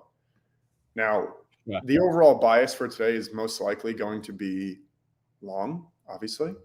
But my thought here is that if you're scalping here and there, you want to look at, like for me at least, I like to have a little bit more structure to go based off of, because I never, ever, ever have a random 50 point or 20 point stop. Again, we don't have CFD. Like I'm not using CFDs. So I can't pick an arbitrary, like a dollar amount. So I have to have my stop loss where my trade idea is invalidated. Sure. Yeah. Yeah, there's been some good questions here on the chat. Yeah, Meta's still rising. That's why I still like my NQ position. Yeah, I think it's still very solid too, honestly.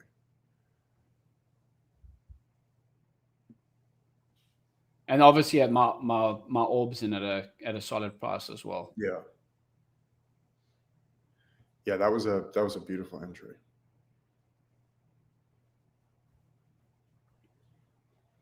So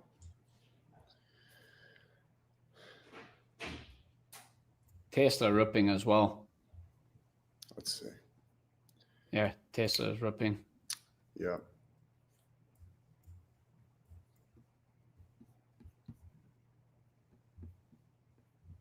So I'm actually going to remove this Palantir right now. I'm going to put on.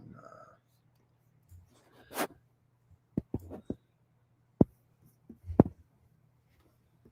you think I should put Amazon in here? I feel like Amazon's not like maybe Netflix or maybe Amazon doesn't even as an individual stock to trade. Amazon doesn't move well for me. Amazon's, you know what it was? When Amazon split, it went to garbage. The price action went to garbage after it split. The options on Amazon when it was at 3,000 were amazing. After it split, it was terrible. Yeah, I agree.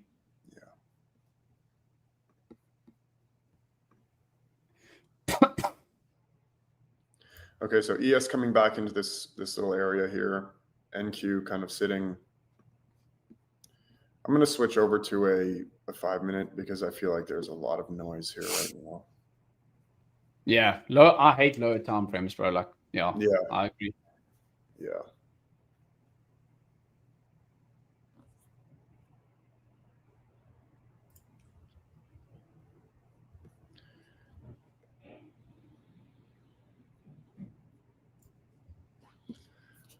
I might be interested in the longs here. Yeah, it's back at my entry price right now. The thing is, like, I'm not targeting like a 20-point move on ES. That's crazy.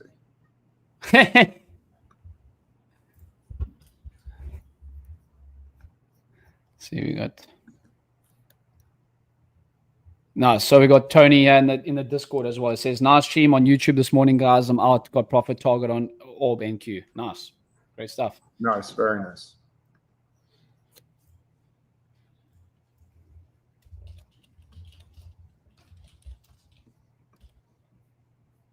There's our candle. There we go. There we go. Look at this, bro. We're starting to rip now. Yeah, pull up. NQ's just picked up 60 points in the matter of a couple minutes. There you go. If we can break these highs back into this previous days, I think we start to move. So get above, as I said, that 25K level.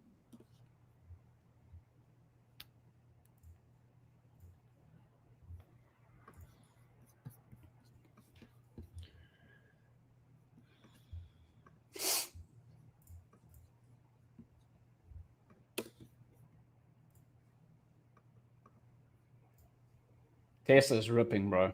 Whew. Tesla's back above 399, almost up back above 400.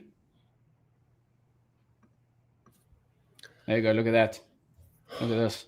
There's that previous. This is another. So this is what I would look for again. Same as how I'm trading the Nasdaq. There you go. My edgeful orb just hit TP. There you go. You see bottom left there. And that must have been 100 points easily. Yep, over 100 points. That's crazy. Unreal. Unreal.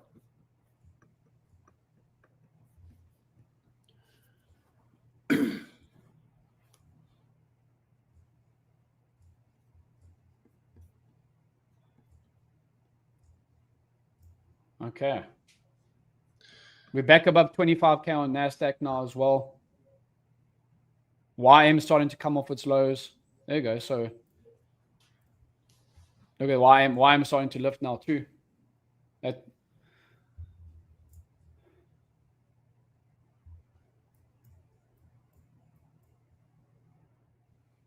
Jeez, look at this bar, bro, on the 5 minutes. Dude, this is insane. This is wild, dude. Wow.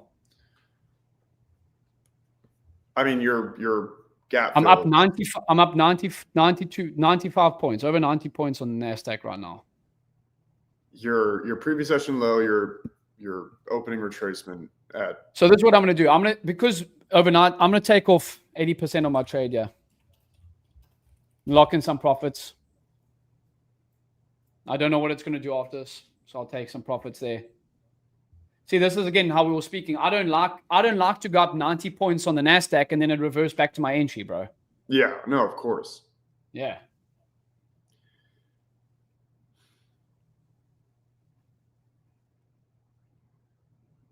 But there, you should actually, so this is cool. You actually get to see the edge for our discretional trading, but also the algos. Look here, edge for algo, then it sends alert to my, and I had a DAX winner this morning as well. Yeah. So, yeah.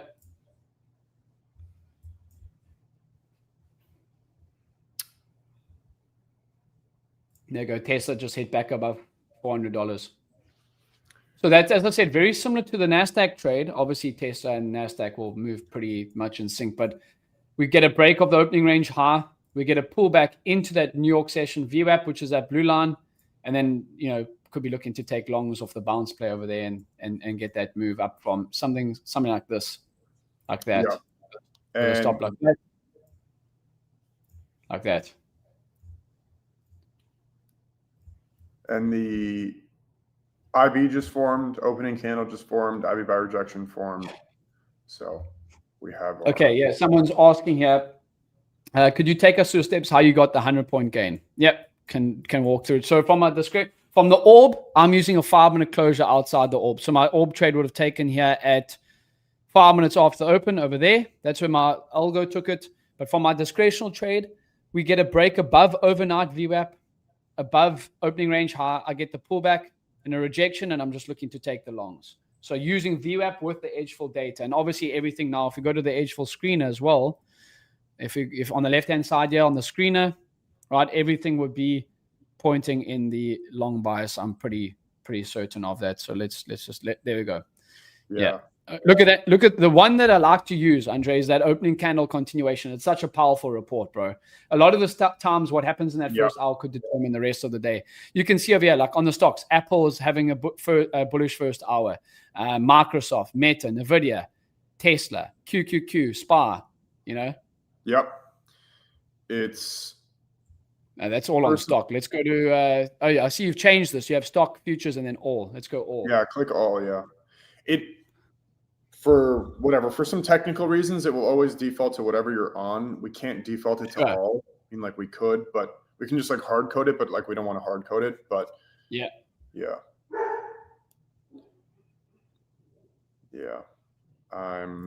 How do you set overnight view app versus regular view app on TradingView? So overnight view app, you can just go to, I think my one that I use is called view app auto anchored. Yep, it's view app auto anchored. That's the indicator that I use. You can just go here. And then I favorited it, so it's called VWAP AA. VWAP Auto Anchored is actually made by TradingView, so that's the one I use. And then the settings on it, I think it's Open Hawk Pose 3. That's what I have. So that's what I have. And I take off all the bands and everything like that, and then I just style it to how I've got it as black. Dude, I'm not going to lie. I'm super annoyed right now that I didn't take this long. I mean, there could still be plays later on in the day, bro. You know? Yeah, but dude, we're up. I mean, the range here is 400 It's massive. points. No, I agree. Like if you look at this box that I drew before. That's it. I mean, it's... There you go, yeah. Yeah, I mean, you had the level to trade off of. I'm super annoyed that I didn't take it, honestly. Yeah, also, but this is also like for you, it's kind of like the first times that you're actually doing live trading and streaming at the same time, right? Yeah. Yeah. I always say to myself, because I've been doing this for like 4 years, I always say my trading comes first, and then I'll explain why I'm taking the trade afterwards. Because at the end of the day, I need to make money trading, right? So the guys on stream, if I'm taking a trade, I'm going to take my trade and then explain afterwards. Yeah. Yeah, I'm not thrilled about this. When this was coming back down in here, I was looking at it, but I just wasn't. I don't know. Yeah, I left a lot on the table today, for sure. Like I would not consider today the best execution on my end. I think it's also a tough trade, bro. I guess because we're moving lower overnight. You know, no one really expects this pop. You know. Yeah, honestly, this one was a lot of the better move, but I don't know. That's in hindsight, of course, but I don't know.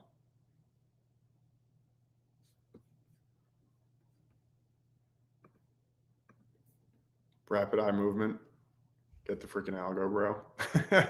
Yeah, my algo didn't trigger today because the orb size was too big. It's too big, yeah. Yeah. I would have loved if it did, but it didn't, unfortunately.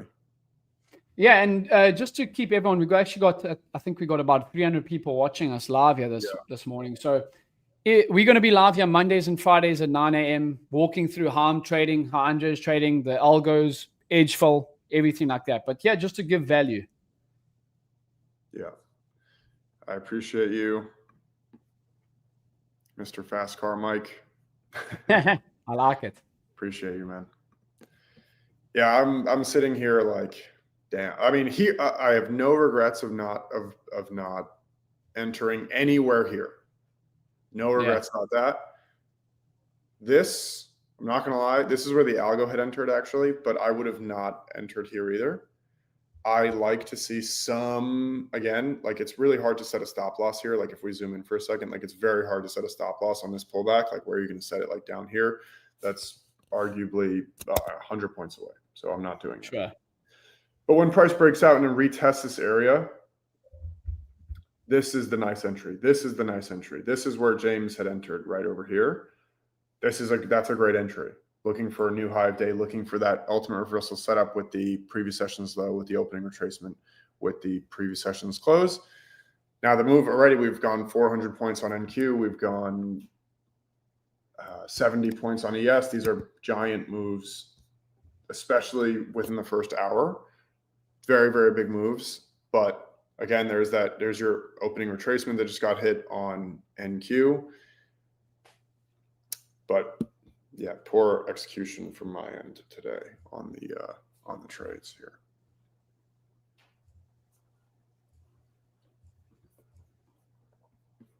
Do you think sometimes, André, this is like a good question, because you mentioned about like you want to be perfect with everything. Do you think sometimes from your discretional trading that you want to like a perfect entry all the time? Yeah, of course. It's literally like the biggest pain in the ass in my life.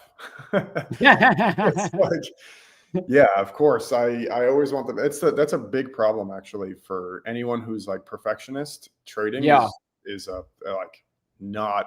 It takes a lot to get used to it. Sure. Yeah, it's not. It makes it very difficult because you want to get the perfect entry. You want to wait for price to get to your perfect whatever, and like you just realize that you can never make it perfect. And luckily, I've not like mastered it, but I have like gotten over this idea that I need to have the perfect entry or the perfect stop or whatever, like the perfect target every time. However, yeah, of course, I would have loved if NQ pulled back deeper into this zone, but it bounced perfectly off of and I haven't moved this box, so you guys can rewind. Like I haven't moved this box since I plotted it 30, 40 minutes ago, whenever I did that. Almost 40 minutes ago now. But I wanted a deeper pullback into here so I can set my stop genuinely below this orb high. But I mean, you don't like here, even if it gets to halfway, this is a 50-point stop, which is usually roughly my stop loss size. But still, it's tough to try to get that perfect entry. Like this is where scaling in sometimes can help. Yeah, algos are training here. I'll pull this up right now. Algos are training me to be better at not looking at for perfection in my manual trading. Yeah, it's honestly helped me a lot because I know that when my algo runs, that my discretionary trading is going to be separate on the side, and whether my algo makes or loses money that day, like typically the win rate that I like is going to be higher. So even if my winners are smaller, it's more likely that day is going to be a winner. So then it gives me some breathing room with my discretionary trading. But yeah, the thing is, for me at least, I go back and forth a lot about being patient with the entries and being like, you should just get in, right? So here, I mean, this was a perfect entry. This was a perfect entry, but when it was happening, I wanted a deeper move down. To be honest, I thought that price was actually going to break the low of this box, which is when I would have liked to ideally entered, but now I mean it's too late. Like the move is gone. So, but whatever. I mean, this is part of the deal, right? Like this isn't the first trade that I've missed, and it's not going to be the last. So, not going to be the last one. Yeah, it's not going to be the last one. And what I've learned through losing a lot of money is that typically leaning towards the more patient side will end up making you more money than the opposite. If you're more impatient, with that. If you're more impatient, you'll end up losing more money over time. Yeah. Whereas if you're more patient, yes, you'll miss trades, but you'll be better off over the long term. Sure. I'm going to take some more profits off here on my NQ trade. Yeah, dude, you must be up like 160 points. Yeah, Jesus. Wow. So is anyone taking these trades right now? Has anyone taken any trades yet today? I know that there's been a ton of people. One guy actually, I'll pull this back up. This is crazy. This is awesome. Where is it? Here. Awesome. Past 10 challenge accounts, took 1,400 each. That's absolutely awesome. Ambient. Congrats. That is awesome. Yeah, our guys are asking me, you can follow me. I've just put, you can put my link in the chat that you can follow me and André on socials. Yeah.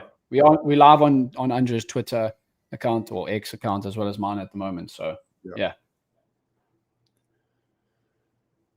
Yeah, I don't know if we continue getting a follow through yet at the moment, but I mean, it's been a pretty big move right now. Yeah, price just broke the IB high. So just putting my IB on, opening candle, opening candle. Let me turn off this orb for a second. I mean, I'll actually leave the orb on because, I mean, price is so far from the orb down that like the orb is kind of like play. It's 200 points away, so I'll just turn it off. So we have price broken. Let's just go to our screener for a second. So 63% bullish, practically everything is bullish. However, I need to consider the previous day's range here. Previous day's range, the reason that all these are bearish is because price opened below previous day's low. If it opens or touches in any capacity the previous day's low, this is when it will count as, wow, this gap fill. I said it before earlier on the stream, but I said the gap fill is very low probability if it will get hit, but if it does get hit, it's a giant winning trade. But the previous day's low was hit, which is slightly bearish, but in this case, there's an overwhelming bullish bias across the board. Even with an overall bearish bias on the previous day's range report, everything else is bullish today. So you still have almost 65% bullish, 5% neutral. Pretty much like everything is kind of already set. And what that means is 5% neutral is that there's not, almost everything is already triggered either bullish or bearish, which is nice to know. So there's not going to be much change to this today. Yeah, NVDA also. Yeah, I mean, James, you might as well hold to your 25.99 at this point. Yeah. Whatever I got 10% of my original size left on. Yeah. I did say I would like that overnight price of 150, 150. So we're 70 points away from there. So let's see if we can get up there at the moment. So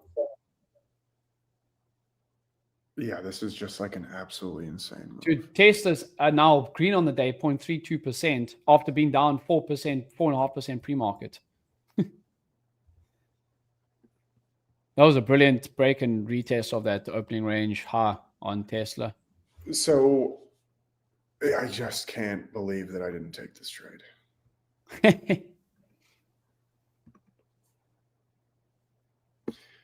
Yeah. Not ideal.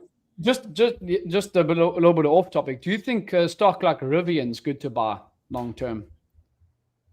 You know what, dude? I see so many of them on the road. Oh, really? That's not, a lot. It's not a signal to buy it, obviously. It's not a signal to buy the stock, but no, sure. Yeah. There's a lot of Rivians on the road I'm gonna buy. Yeah. Yeah. If you're looking at, let's just pull it up here quick. What is it? The ticker name's RRVN. Yeah.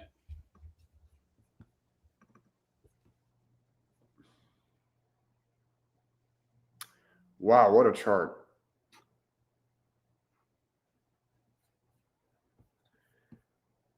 Look at this chart. Yeah, I know. But look, it's starting to base out there on the daily time frame, you know? Yeah, I mean, I don't know. It's a tough chart because Rivian, like, you might as well buy Tesla. Like, are you trying, like, is the trade here to buy Tesla early? Yeah. Like, is that the idea? Like, is this like an early stage Tesla? Is that why you're interested? No, I was just seeing them on the daily time frame breaking out, and I was like, potentially for a longer, with a stock that's got high potential, Yeah. Yeah, I mean, I don't really look at like trend lines too often, but if you do something like this, like, it's clearly, I mean, not horrible, honestly, even if you were to kind of raise this up a little bit, not horrible. the thing is, dude, there's companies like this. These EV companies are very driven by regulations a lot. Sure. Like tax credits, and if the tax credits go away, how is that going to impact this? Like people are not going to want to buy as much, and that's going to impact demand and whatever else. And do they have the infrastructure with the chargers and whatever else, the whole thing. Like Tesla's doing all of it. So if you're trying to take that, not that Tesla's honestly a car company anymore, it's like really more of a software company, realistically. But dude, what is going on? Your profit target was just hit? Yeah, I'm fully out now. 150. Yeah, I just got hit. My take profit just got hit. Wow. Jesus. What's that clown makeup? That's hold on. This is me right now.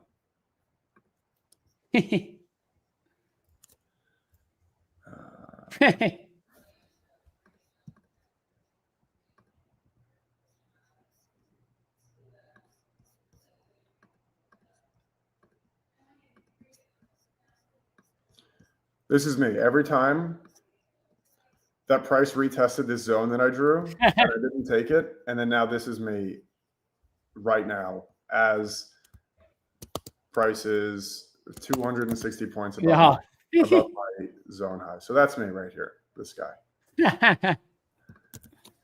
It is crazy, dude. It's just wild. I mean, this is dude, welcome to the volatile markets. I mean, VIX is back down. VIX was up 4% on the day. Normally when VIX is high, stocks are falling, and now obviously just absolutely ripping. So one other thing dude, what is going on? It's up to 177 now on NASDAQ. Wow. So for anyone, this is crazy. But for anyone who's watching this right now, the issue that I see with this type of price action is that tomorrow, let's just say Monday comes around or next Wednesday comes around, and there's something like this, and you want to expect a 100-point move or a 150-point move, and then you set your targets really far away, and you expect it to get there because you missed this trade like I did, or you, for whatever reason, let's just say you made a bunch of money today, and you're like, oh, it's going to happen again, right?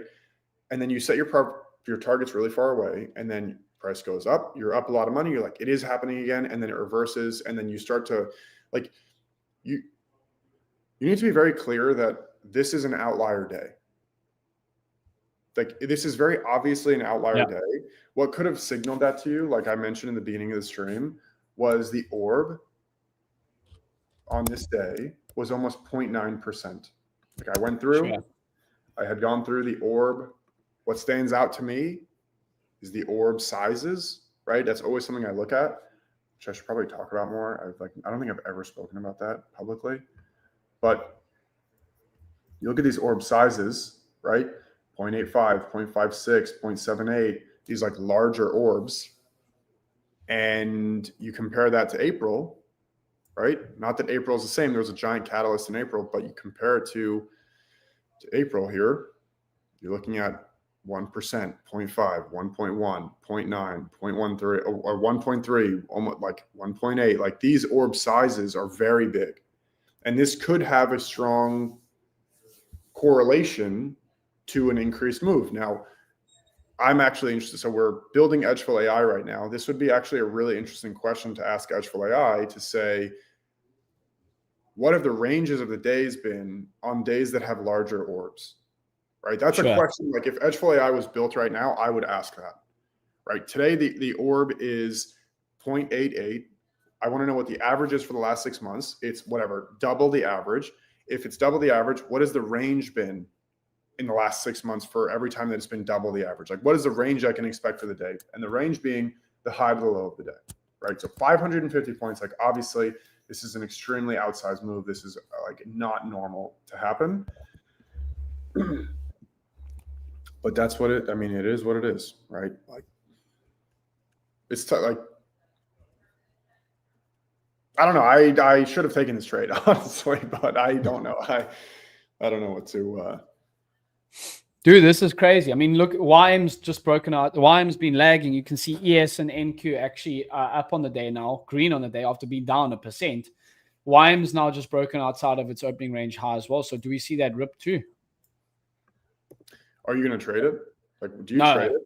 I mean, if it gives me an opportunity, I might, I'm a DGen sometimes. I might see it on one or two accounts. Maybe I need to take a little bit of notes from you, a little DGen activities, and start to. Dude, I will say stuff that I do well. I would say that like when I spot an opportunity in the markets, I will, and I see like it's an A+ trade, I will throw caution to the wind and send it. Yeah. I mean, sometimes, dude, you gotta. I mean, if you see your setup, you gotta do it. And yeah, I mean, and it can obviously some days when you throw caution to the wind and it doesn't work out and you get slammed, that you got to just be able to take that on the chin. I think that's something that I've had to learn in my trading career. I've been doing it, still relatively new, 8 years, but like when I see a nice setup like those NQ longs, I hit those pretty hard today on the longs. So because I like the setup, it was V bottoming out. My algo was long. I wanted to go long, so. But then on other days where you take a big position size, you got to be willing to cut it as well, which sometimes you don't want to, and then you take full stop on it, which isn't nice, but you got to pay to play, Yeah, 100%. And yeah, I've actually been pretty. I think that my intuition has been serving me a lot better in November than it did in October. Sure. When it comes to like charting out, like finding good zones, finding good areas, like looking for entries, looking where like trades are invalid. My intuition has aligned a lot better with November's price action, like with this. But the problem is when I see an orb that's 0.9, when I see whatever, let's go to a 5-minute chart quickly. When I see these giant 5-minute candles, which in this case, again, was a great opportunity to go long. Was I expecting a move here of another 300 points to the top side? Absolutely not. I will not even pretend that I could have seen this coming. I said it in the beginning of the stream. Previous sessions closed, this gap fill, you guys can rewind. Before the market opened, I said that if this is a very low probability area here, but if it happens, you're going to print. Yeah. I had no expectations that this was actually going to get hit today. I would have expected a move to, at most, previous sessions low and expecting some consolidation here. But, I mean, you just got to look at some of these names and look at the moves that they're putting in right now. If we look at, like, the entire Mag 7 is green, practically, besides Google and Netflix. Like, that's hard to believe based on what happened this morning. Everything opened way lower, and now everything is green now. Like, that's something that's pretty unexpected. So my intuition has been pretty solid, but when you see these larger ranges or additional volatility, you need to readjust your expectations of whether your targets or what your stop loss needs to be. Typically, you want to size down, which is what James actually had mentioned earlier. Yeah, on the futures contracts. Yeah. On the futures contracts, like, you want to size down so you can let your trades breathe and you don't get stopped out on some volatility. Like these candles. Yeah, because if you had taken NQ, let's just say you normally trade one money. Let's just, for example, say that, and you want to risk $400 a trade. I mean, you could just be down on 1 wick $400, and then you're actually not letting your trade play out. So when volatility is high, and I think that's a good point what you mentioned there, André, about when the orb size is big compared to what, like, let's just say for the previous week, it's been on average NQ 50 points, and then all of a sudden you get 150 point orb, size down and take smaller size, because then you're able to stay in your trade by getting that extra move and giving yourself extra breathing room. Yeah, like I'm on a 5-minute chart just to kind of even touch on what James is saying right now. I'm going to measure this candle right here. This seems to me like to be the smallest candle on the chart right now. Yeah. So from the high to the low, it's 53 points. Maybe this one might be a little bit smaller. 48. Okay, so the smallest 5-minute candle here is 48 points.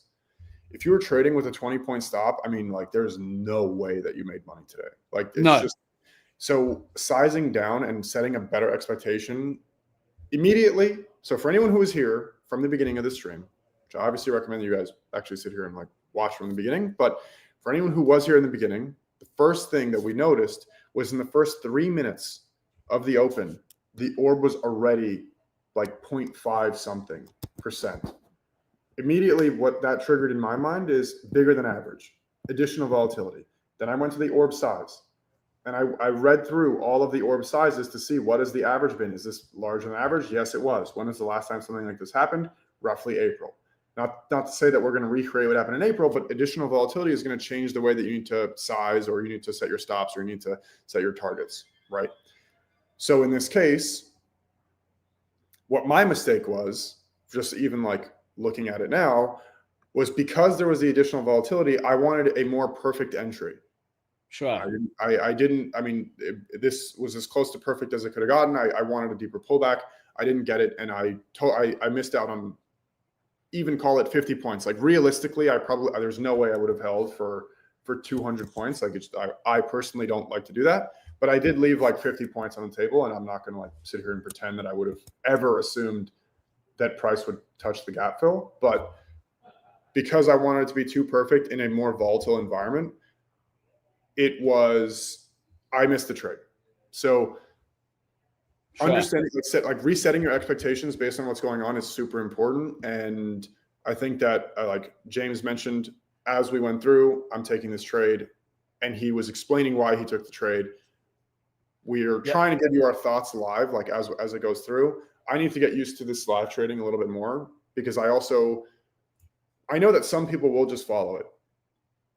Like, I mean, James, I'd love to hear. They will. Like, I would love to hear how you've kind of like dealt with live trading, and how long it took you to acclimate to it. Because how do you also deal with people just being, when you say I'm long, they get long?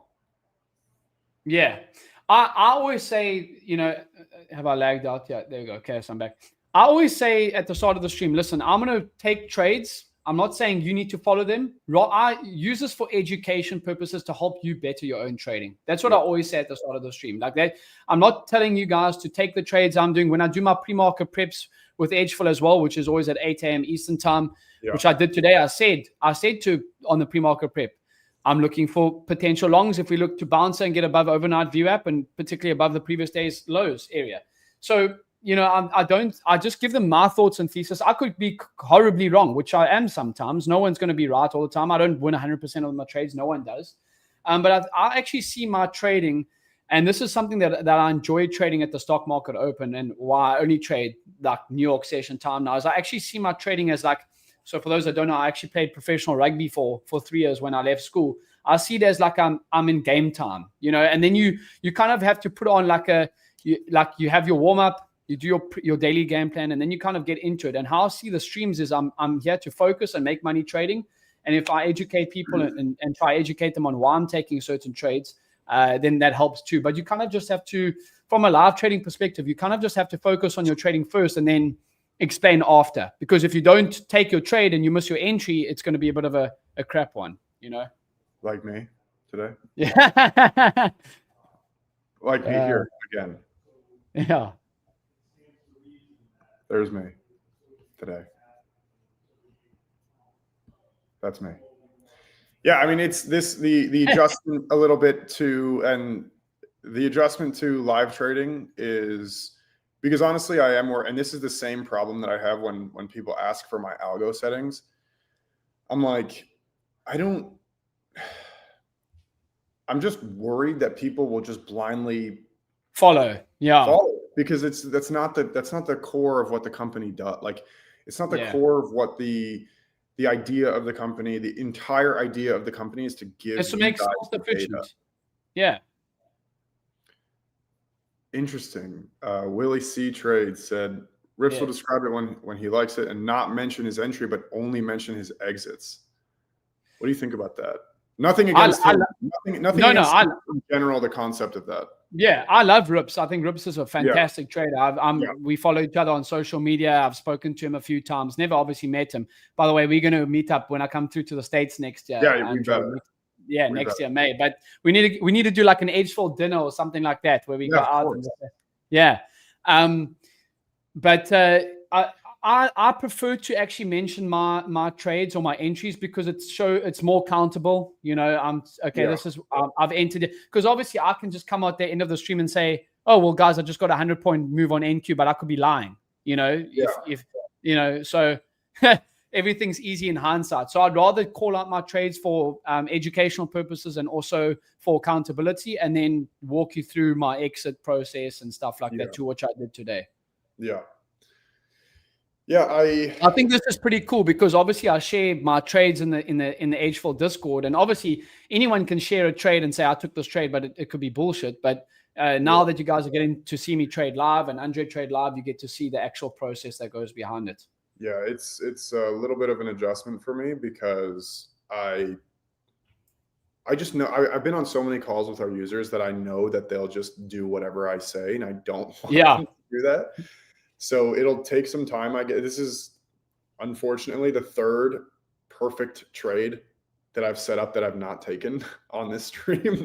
We've had 3 streams so far, and on all 3 of them, I've called out a perfect trade that I have not taken because for whatever reason, there's different scenarios that I like for whatever reasons at the time. You guys can go watch them, but yeah, I mean, it's not the live trading is definitely an adjustment for sure. Just to try to get this like perfect setup, perfect entry, and everything else.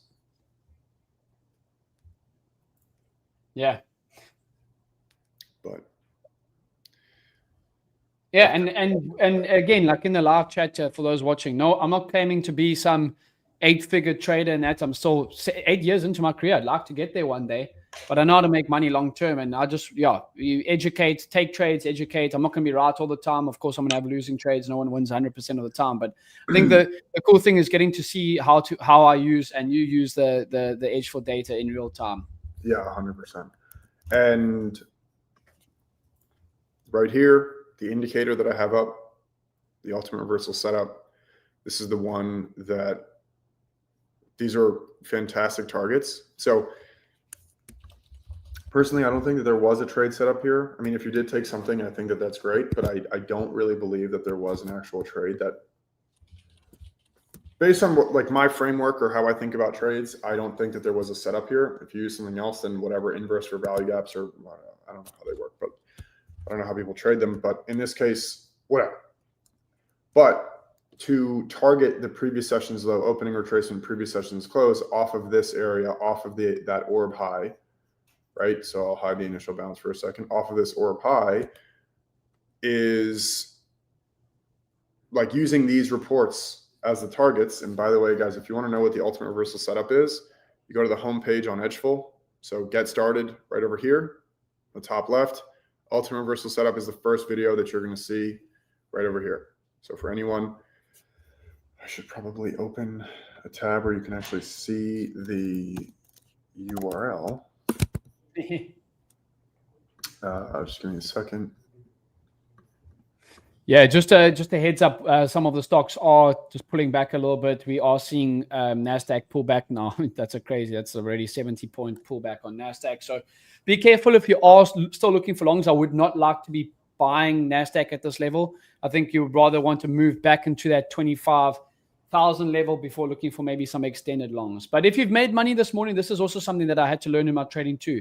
If you've made money, get off the desk. Don't look to give it back unless there's super clear setups. Right now, this is not looking super clear for me. You don't want to be buying at this level. Could it go higher? Of course. But that's something that I've also personally been working on as well, André, is that you don't need to trade every day. You need to trade your best setups. And so even though you wanted like a perfect entry today and you missed it, it pays off long term.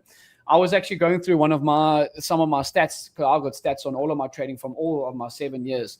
I think the one month I did like 50 grand in profits, and I traded 6 times that month. So yeah, in prop firm payouts. Yeah. Wow, that's awesome. Yeah, it's funny because obviously you're super familiar with the orb algo. One of the biggest questions that we get is, can you have it trade every break? Can you make it like more trades, like 5 more trades? Breaks They're like times. And more trades does not equal more profits. So if it fails the first break, stops out to reverse you, they want it to enter on the other side. Well, yeah. What do I always ask myself, what do losing traders do? Because we're in an industry where, I mean, it's like most industries, most companies that start don't make it after 5 years. But what do most traders, you got to always ask yourself, what do most traders do? Most traders overtrade, they over position size. So you got to actually play the long game and be like, listen, I'm going to actually find quality setups and I'm going to have the correct sizing on. If you're trading a personal cash account of 10 grand, you don't want to be trading, 10 minis on that account. Yeah. Yeah. If I had to pick one thing that the common denominator among all failing traders that I've seen is oversize, is risking too much, is oversizing. And what happens is you have either an eval, you have a personal account, you have whatever it is, right? An eval, there's really two options. It's an eval or a personal account. Almost universally, people size up too quickly. Like if you could lock yourself, not even lock yourself out of your account, but lock your position size to be the same for 6 months, where you can't go more than three micros. If you can't go more than 3 micros, I guarantee you your trading will be so much more consistent, because it would be very hard to blow your account in one day if you can't change your position size. Yeah. That's a good point. Also, Andre, I would say like a position size is like a volume meter on your emotions. So the more the position size, the more your emotions come into your trading. Yeah. So if you're trying to take clear, concise trades, right, with thought out processes, and while you're in the trade, you're not in the trade for 20 seconds and saying, shit, I'm up $500, and then you take that, but you actually have the correct sizing on. You're actually able to think clearly on the charts. Okay, I'm in this trade. I'm risking whatever you're comfortable with. And you're actually able to be like, okay, this is moving against me. I should get out. Instead of like, this is the famous one, what I used to do, bro. I'm very much so guilty of this early in my trading career. You're in a trade and it moves against you and you had too much size on and you move your stop loss lower. Then you're hoping that it bounces higher for you. You move it again because it comes low again, and all of a sudden you 4 times the amount of risk that you had originally planned out. Oh, dude, it's the worst. Yeah, it's the worst, dude. I can't. The craziest part sometimes, I think that, like, I don't know why. I think it's like it's like a shopping psychology thing that, like, we're wired into. But the fact that we'll always hold on to losers and never hold on to winners is just like, when you like, I feel like every trader, and when they start, they're willing to hold on to a loser to their stop loss and more, but they're never willing to hold on to their winners to their profit target and more. Yeah. And it's like, how do you expect to have like winning consistent, like a positive equity curve if you can't hold on to your winning trades, at least to your target? And correct. My answer to that genuinely is, pull your profit targets closer and build the habit of holding to them. Yeah. Which is why I think actually the orb with 2 TPs is going to be really beneficial. Yeah, I'm going to pull this up here. There's another comment that I want to pull up, but yeah, biggest loser, best loser, but yes, I understand. Yeah.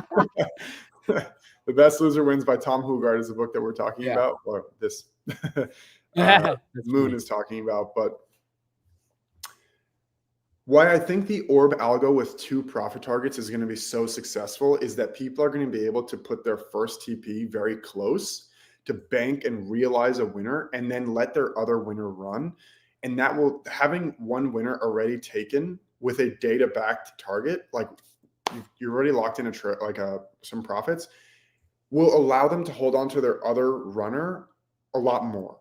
I think that that's going to be a huge, huge value add from the orb algo, that 1 of 2 profit targets, for anyone who's either new or experienced, to just be able to capture these bigger moves. Because when you have multiple profit targets that are data backed, not like arbitrarily trimming at a certain level, you're going to be able to hold on to your winners a lot more. But there is another comment here. The idea of YouTube presentations is to allow followers to watch, listen, and learn. Whether you personally enter or not is not the valuable part of the presentation. It is the thought process. And then he has another comment here.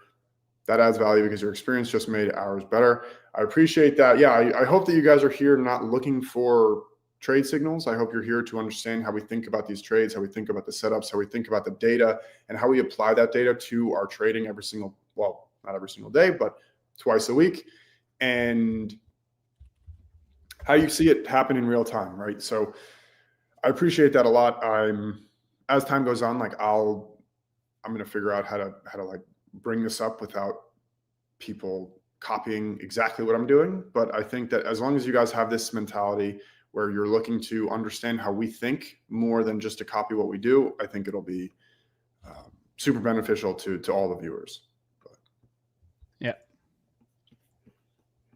See, and then also something to have a look at is, if I can just steal the screen here. Yeah, pull it up.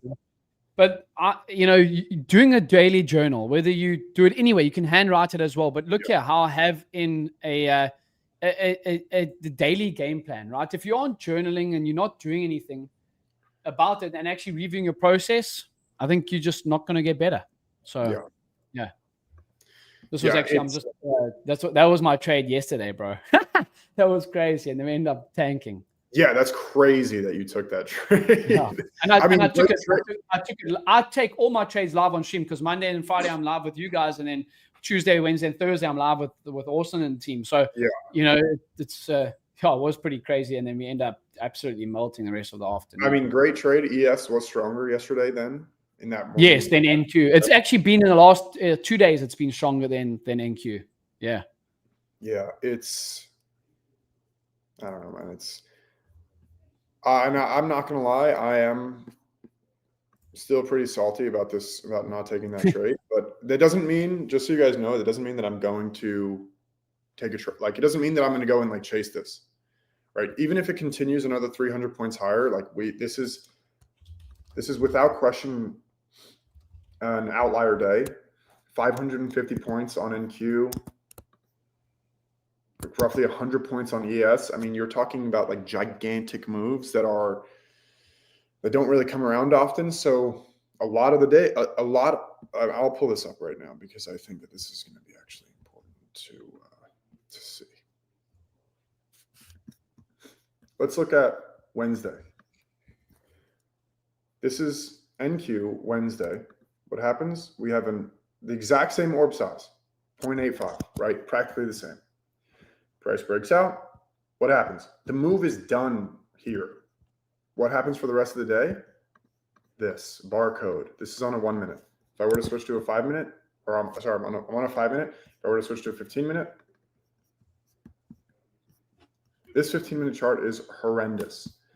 And there are going to be days where it actually continues to flush. And there are going to be days that are like this, right? And I have been in the position enough times to where I have been expecting a move like today, but the actual outcome was a move like this. And when this happens, this sucks, obviously, but these outlier days, like what happened today, are very unusual. And there's a middle ground between this and what happened today. And usually it's a little bit more of a continuation to the downside before more chop. But sure. I get reminded a lot about these days too, when I'm looking for an additional, like, if you're looking for another 100 points to the top side of like previous day's high, it could happen, but like, that's insane. And that's really the thing is like, yes, it could happen, but it's low probability. And if you're willing to risk your money on a low probability setup like that, you need to adjust your position size accordingly to be able to account for that. Does that make sense? Yep. Did that make sense at all? Let me know if you guys have any questions on that. I think there's IBI levels that shows that. So for the orb, there's data. Yes, there is. So I will actually pull that up here. There's the orb by levels. By the way, guys, this is the get started page that I was talking about. Yep. There you go. Thank you, Andrew Garcia. I appreciate that. So they were talking about the orb by levels report. You know, I just want to say that it's so incredible from my perspective that people are like learning these concepts and it's like becoming a thing like in the trading world. Like it's so sick to me that the orb by levels and like these opening candle continuation is like becoming a thing of like, oh wait, which color is the first hour? Like I actually I made up the name of opening candle continuation. This was a report that was requested from a user. So they wanted to know if the first hour was green, how often does the day close green, the session close green? Like the name is completely made up. I mean, it's probably not the best name, honestly, but it's completely made up. And now the fact that I see it like posted on Twitter, I see it posted on Reddit, and like I think it's so sick. So Andrew Garcia, thank you for pointing that out. But yeah, the orb by levels is the one that we're talking about here, and I'll show you guys what that is exactly. So I'm just going to hide the other indicators that we have. I'm going to put on the orb. So not sure if you guys know, if you go to the settings of the orb indicator and you scroll down, you're going to have the levels. You can click show levels here. Yeah. And I'll put on each of these. Yeah, it is pretty enlightening. So I'll just pull this up right now. Opening candle continuation by day is an enlightening one. Yes, it is. So what you guys can see here, so some people will call this the standard deviations. This is not standard deviations. If you use a fib tool, that is not a standard deviation. It is a certain multiple of a range. So this is not a standard deviation. We don't call it standard deviation because of that. But today the orb was 218 points. That means from the 0, which is the orb high, 218 points higher is a one-time level or a one-time extension. That is what this report measures. But now if we go back to the orb by levels report, what's really cool that I like to do personally is, I'm going to zoom out just a little bit, is I like to customize it. So what you can do is you can filter only for days, day type. So I went to my custom, so I'm on the orb by levels. I go to the customize report, number 8 on the side. I click on this, and then now I go to breakout days, which is obviously, I would assume, today. And I'll just pull this up so we can have the correct thing. And now this is measuring how often has price touched each of these levels based on only days that break out to the top side of the orb. So you can see 94% of the time price touches this one right here. So where's your TP1 if you're taking a break out of the orb? Right over here is a fantastic target. As a reminder, the orb algo actually got long. Let me hide this volume. Yep. The orb algo got long right over here. So a solid, I mean, not that you want to interfere with the algo, but if you had gotten long here when James mentioned his algo got long, right over here, a 90-point move to the 0.5 extension, 95% of the time this level has been hit. Then you go to the one-time extension, which is right over here, 80% of the time this level is hit. And I'm not going to do it right now, but you can actually filter for orb sizes here. So you can actually pick, okay, I only want to look at orbs that are greater than 0.5% or whatever else. And then you can see specifically for those days, how often has price reached your levels. So what you can see here is that the 2 extension has only been hit 30% of the time. So if we go up here, it is very unlikely that price is going to get here, especially because it's 430 points off of the orb high. So I hope that makes sense, obviously. But yeah. 0.5 is 50% of the orb. Yeah, that's exactly right. So the indicator will do it for you. So I'll just pull this question up. So the indicator will plot it for you automatically. So you can see it says 0 and 0. And then you can see right here, 280 or 200 and whatever it is, 24 points. Half of that is right over here. And what you can see is that this measuring tool that I'm using always will plot the halfway point. So you can see I plotted from the 0 to the 1, and the halfway point perfectly aligns with the 0.5.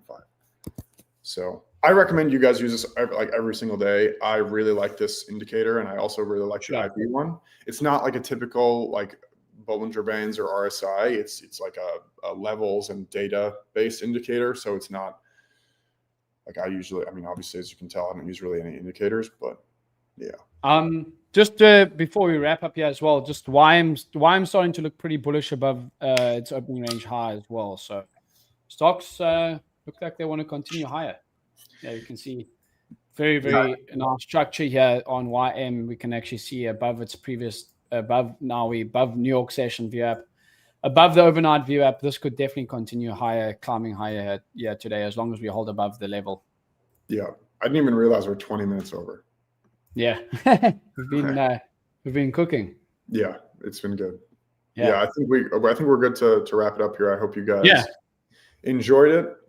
And yeah, this was a good one. I think this was a really good one. It was great to see the orb algo execute on your end. You took a really nice long trade. We broke down the reports. We broke down like the logic of the trades that we took, the ultimate reversal setup today. If you guys missed the beginning of this trade of this whole session, just go back and watch that beginning part. You can just see our thought process as price action developed. And yeah, I think it was good. I think it was a good one. Yeah, I think it was great. Great session. We'll see you guys Monday, 9 a.m. Eastern time. All right. Yes, sir. Cheers, guys. They're just asking, where can we get the hat? Is there going to be edgeful merch? Yeah. We need to do edgeful merch, but the problem is that we'll probably just like, maybe we'll start to like send it out to people who like stay for a certain amount of time. Like anyone who's been with us for like over a year gets like a free hat, gets a free sweatshirt or whatever else. We'll start to like send it as like random gifts. There you go. Okay, cool guys. We'll see you guys on Monday. Cheers.